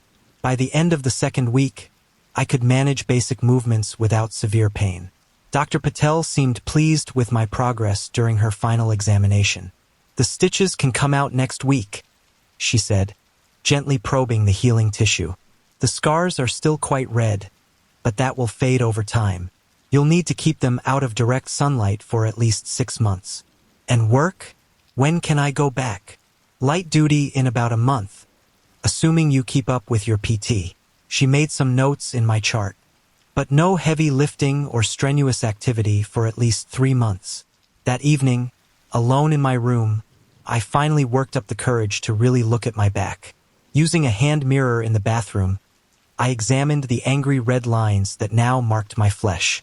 They ran diagonally from my right shoulder blade to my left hip, 3 parallel reminders of how close I'd come to death.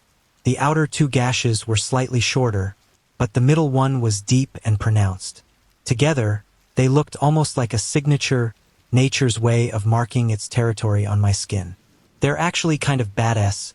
Tommy, my 9-year-old son, had declared during his last visit, earning him an elbow from his sister and a stern look from Jennifer. But standing there in the harsh fluorescent light, I couldn't see them as badass. All I could see were the moments that created them, the bear's charge, my futile attempt to escape, the searing pain of claws ripping through flesh. The scars weren't trophies. They were receipts for lessons learned in blood and terror. I traced one of the lines with my finger, feeling the raised tissue beneath. These marks would be with me forever, visible reminders of a morning that changed everything. Every shower, every swim, every time I changed my shirt, they would be there, telling their story in silence. But I was healing. Each day brought a little more strength, a little more range of motion. The nightmares were becoming less frequent. I was learning to live with my new reality, one careful movement at a time. Outside my window, snow continued to fall on the mountains, covering the forest where somewhere a grizzly was probably preparing for winter, unaware of how permanently it had marked one human's life. 6 months after the attack, I found myself standing in the same parking lot at the Salmon Chalice National Forest trailhead, watching my breath form clouds in the early morning air. The spring thaw had barely begun, patches of snow still clinging to the shadows between trees. My hands trembled slightly as I checked my pack for the 3rd time. Bear spray on my hip, backup canister in an outside pocket, emergency beacon upgraded to the latest model, more powerful satellite phone, emergency first aid kit expanded with trauma supplies. The new equipment had cost a small fortune, but Jennifer hadn't argued about the expense. "You don't have to do this," she'd said that morning, watching me pack. "No one would think less of you, but I did have to do it." The mountains had been part of my life for too long to let fear take them away. Still, I couldn't deny the cold knot of anxiety in my stomach as I shouldered my pack, the movement pulling slightly at the scars across my back. A vehicle pulled into the lot, a Forest Service truck. For a moment, I thought it might be Bob, but instead, a younger ranger stepped out. "Morning," he nodded, checking my permits. "Heading up Miller Creek? That's the plan." I tried to keep my voice steady. "You might want to consider another trail today," he said, glancing at his tablet. "We've had some bear activity reported in that area." The irony almost made me laugh. "Yeah, I know something about that." Recognition flickered across his face. "Wait, are you the guy from last fall? The grizzly attack?" "Allegedly," I said, repeating the word I'd seen in so many reports and articles. "Species unconfirmed, according to official records." He studied me for a moment. "Well, either way, you'll want to be extra careful. Springs when they're most active, coming out of hibernation, hungry and territorial." I patted the bear spray on my hip. "Trust me, I'm prepared."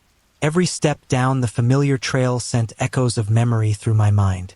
The forest seemed different now, less welcoming, more alive with potential threats. Every rustle in the undergrowth made me tense.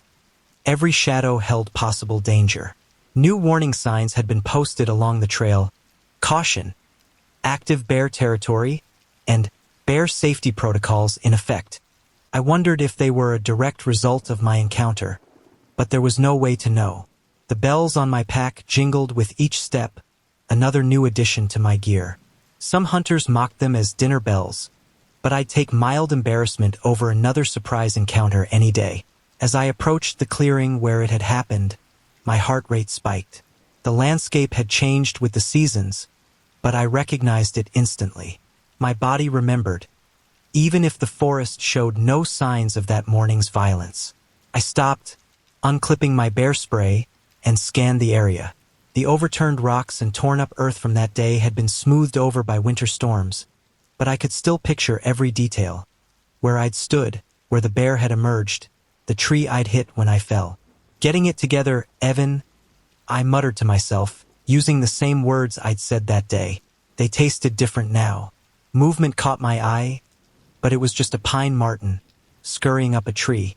Still, my hand had instinctively gone to the bear spray, my body shifting into a defensive stance. The new instincts I'd developed weren't going away anytime soon. I forced myself to walk into the clearing, fighting every impulse to turn back. The snow here was patchy, and I found myself scanning for tracks out of habit. There were plenty deer, elk, smaller mammals, but nothing large enough to be a bear. A branch snapped somewhere in the forest, and I spun toward the sound, heart pounding. A raven took flight, its wings loud in the morning quiet.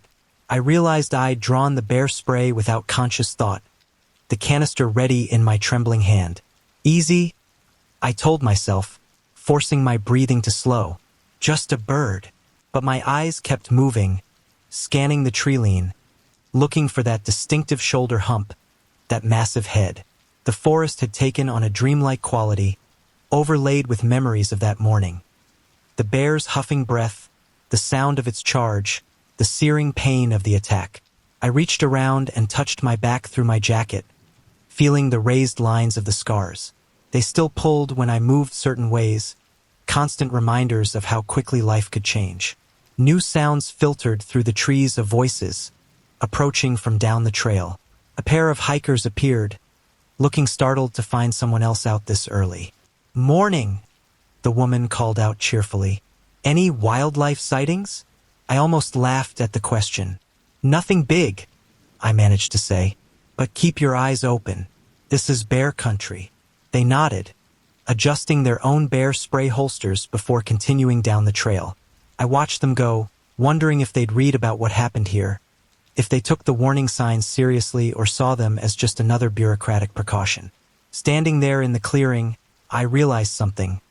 The forest hadn't changed, I had. Every sound held new meaning. Every shadow demanded attention. The comfortable familiarity I'd once felt here had been replaced by a heightened awareness that I knew would never fully fade. But I was here. I'd made it back. The knot of fear in my stomach hadn't disappeared, but it had transformed into something more like respect, a deep understanding of my place in this wilderness. I took one last look around the clearing before continuing up the trail. Somewhere in these mountains, a grizzly might be watching or sleeping or hunting. These were its woods, not mine. I was just a visitor who'd learned that lesson the hard way. The morning sun finally broke through the clouds, casting long shadows through the trees. I adjusted my pack, checked my bear spray one more time, and moved forward, the bells on my pack ringing with each step into the wild. So there I was, face to face with an 800-pound grizzly. I started, but I could already see the familiar glazed looks settling over the faces at the bar. It was opening day of hunting season again at the Rusty Spur, almost a year after the attack.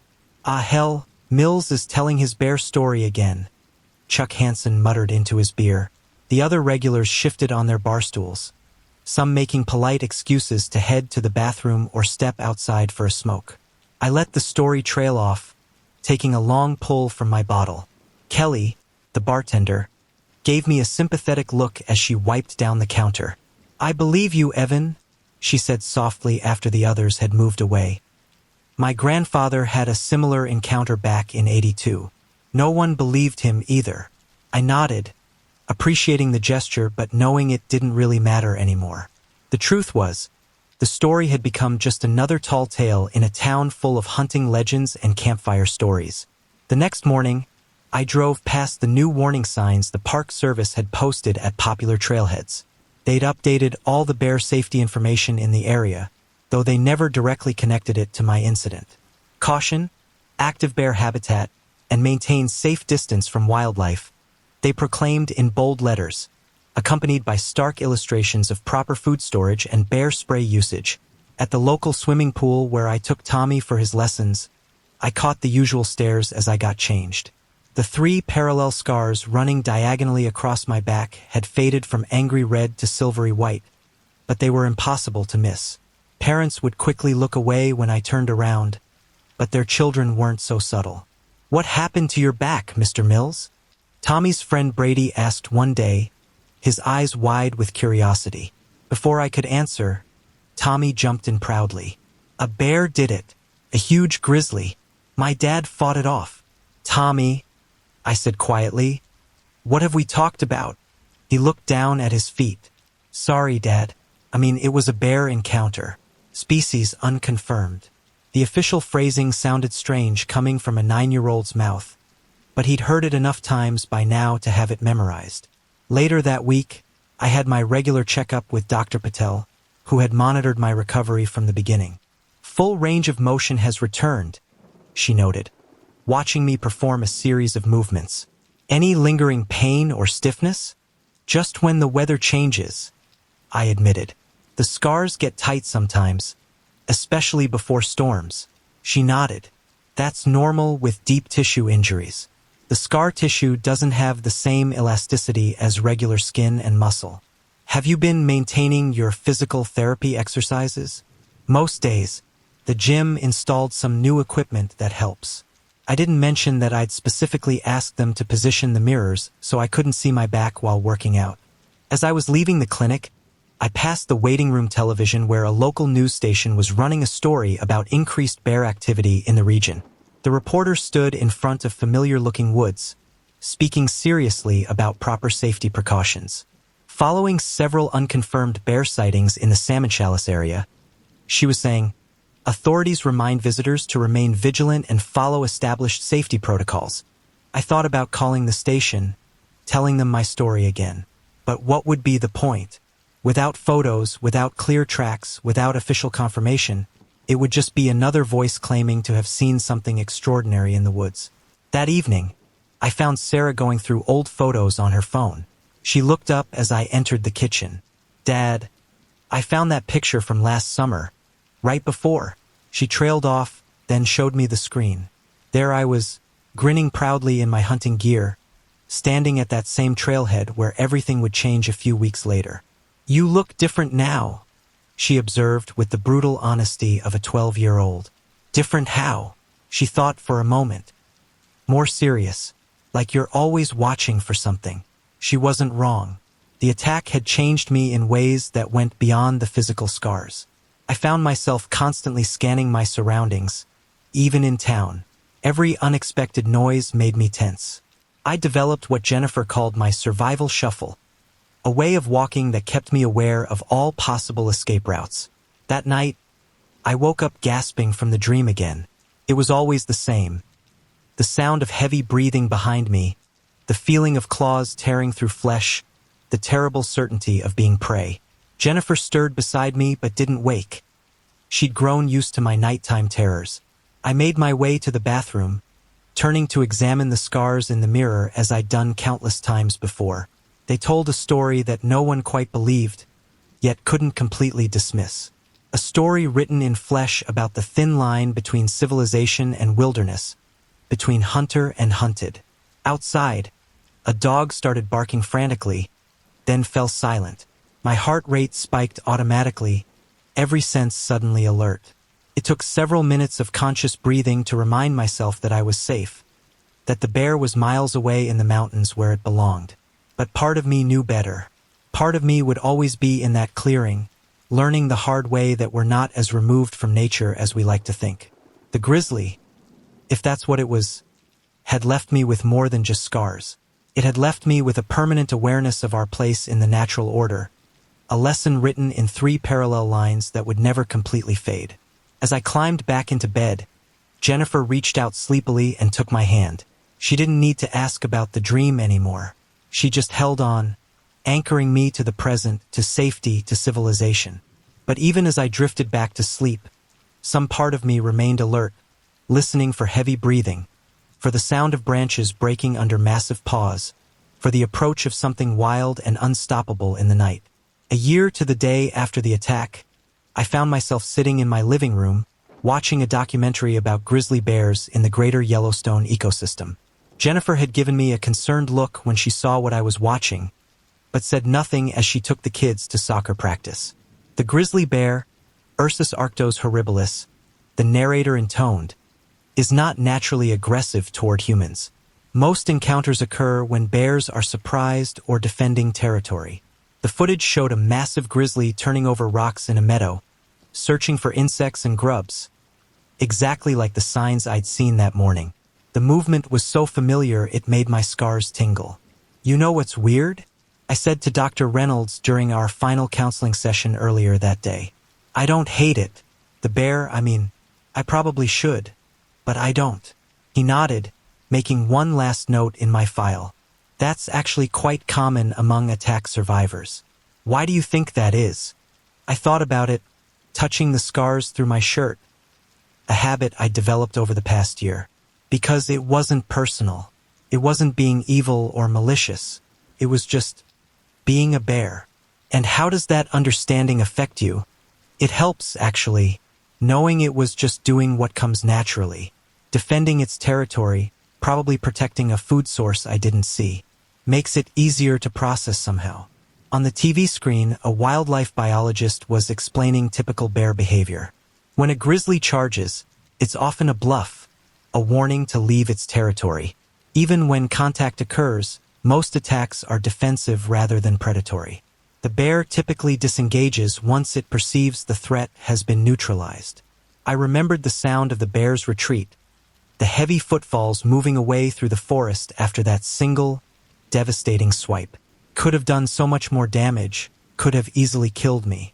Instead, it had delivered its message and left. The grizzly bear's power is matched only by its restraint, the biologist continued. These animals are capable of killing with a single blow, yet most human encounters end without serious injury. I snorted at that. My back might disagree about the serious injury part, but I understood the point. I was alive. That was more than many could say after such a close encounter.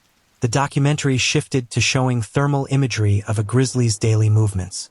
Bears typically avoid human contact, maintaining complex mental maps of their territory and potential food sources. This part fascinated me. I found myself leaning forward, watching the bear's methodical exploration of its habitat.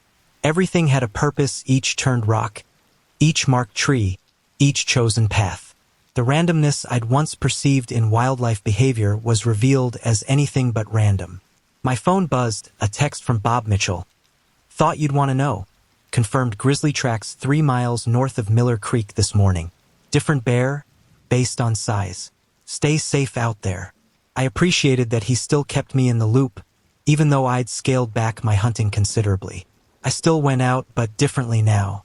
More cautious, more aware, more respectful.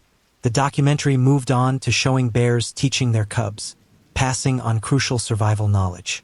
This inherited wisdom, passed from mother to cub, has enabled grizzlies to survive for millennia, adapting to changing environments and human encroachment. I thought about my own children, about the lessons I was passing on to them. Not just about bear safety now, but about respect for the wilderness, about understanding our place in it. Sarah had recently joined a wildlife conservation group at school. Tommy had started drawing elaborate maps of safe hiking routes through our local trails. The show's final segment focused on conservation efforts. As human development continues to encroach on bear habitat, understanding and coexistence become increasingly crucial. I picked up the remote and paused on a shot of a grizzly standing in a mountain meadow, its fur backlit by the setting sun. The power in its frame was obvious, but so was something else, a kind of natural dignity. This wasn't a monster or a mindless killer. It was a survivor, an essential part of an ecosystem that had evolved over millions of years. My hand went to my back again, tracing the familiar lines of the scars. They had faded to silver now, barely visible unless you knew what to look for. But their lessons remained as sharp as ever. Still watching bear shows? Jennifer had returned, the kids thundering up to their rooms to change. Just trying to understand, I replied, gesturing at the frozen image. I got an invitation to speak at a wilderness safety course next month, about surviving bear encounters. She sat down beside me, taking my hand. Are you going to do it? I nodded slowly. I think so. Not to tell some dramatic story about a vicious attack, but to help people understand. About respect, about awareness, about how to share space with something that powerful. And the bear, she squeezed my hand. The one that got you? Do you think it's still out there? I looked back at the TV screen, at the magnificent creature frozen in the mountain light. Probably, doing what bears do, defending territory, finding food, surviving. I managed a small smile. Neither villain nor monster, just a wild thing being wild. The kids came thundering back downstairs, Tommy wearing his bear safety expert t-shirt, a gag gift from Sarah that he'd taken completely seriously. Dad, can we practice with the bear spray in the backyard again? I stood up, feeling the familiar pull of the scars, carrying their weight of memory and meaning. Sure, buddy. But remember what we always say first. They both chimed in, repeating the lesson I'd taught them. Respect comes before safety. As I followed them outside into the fading evening light, I cast one last glance at the paused documentary. The grizzly stood proud and powerful in its mountain domain. Neither good nor evil, just perfectly what it was meant to be. I touched my scars one final time, not in fear or regret, but in acknowledgement. They were more than just marks of survival now. They were reminders of a hard-earned wisdom, that the wild places and their inhabitants demand respect, that survival often means understanding rather than opposing, and that sometimes the most profound lessons come with the highest costs.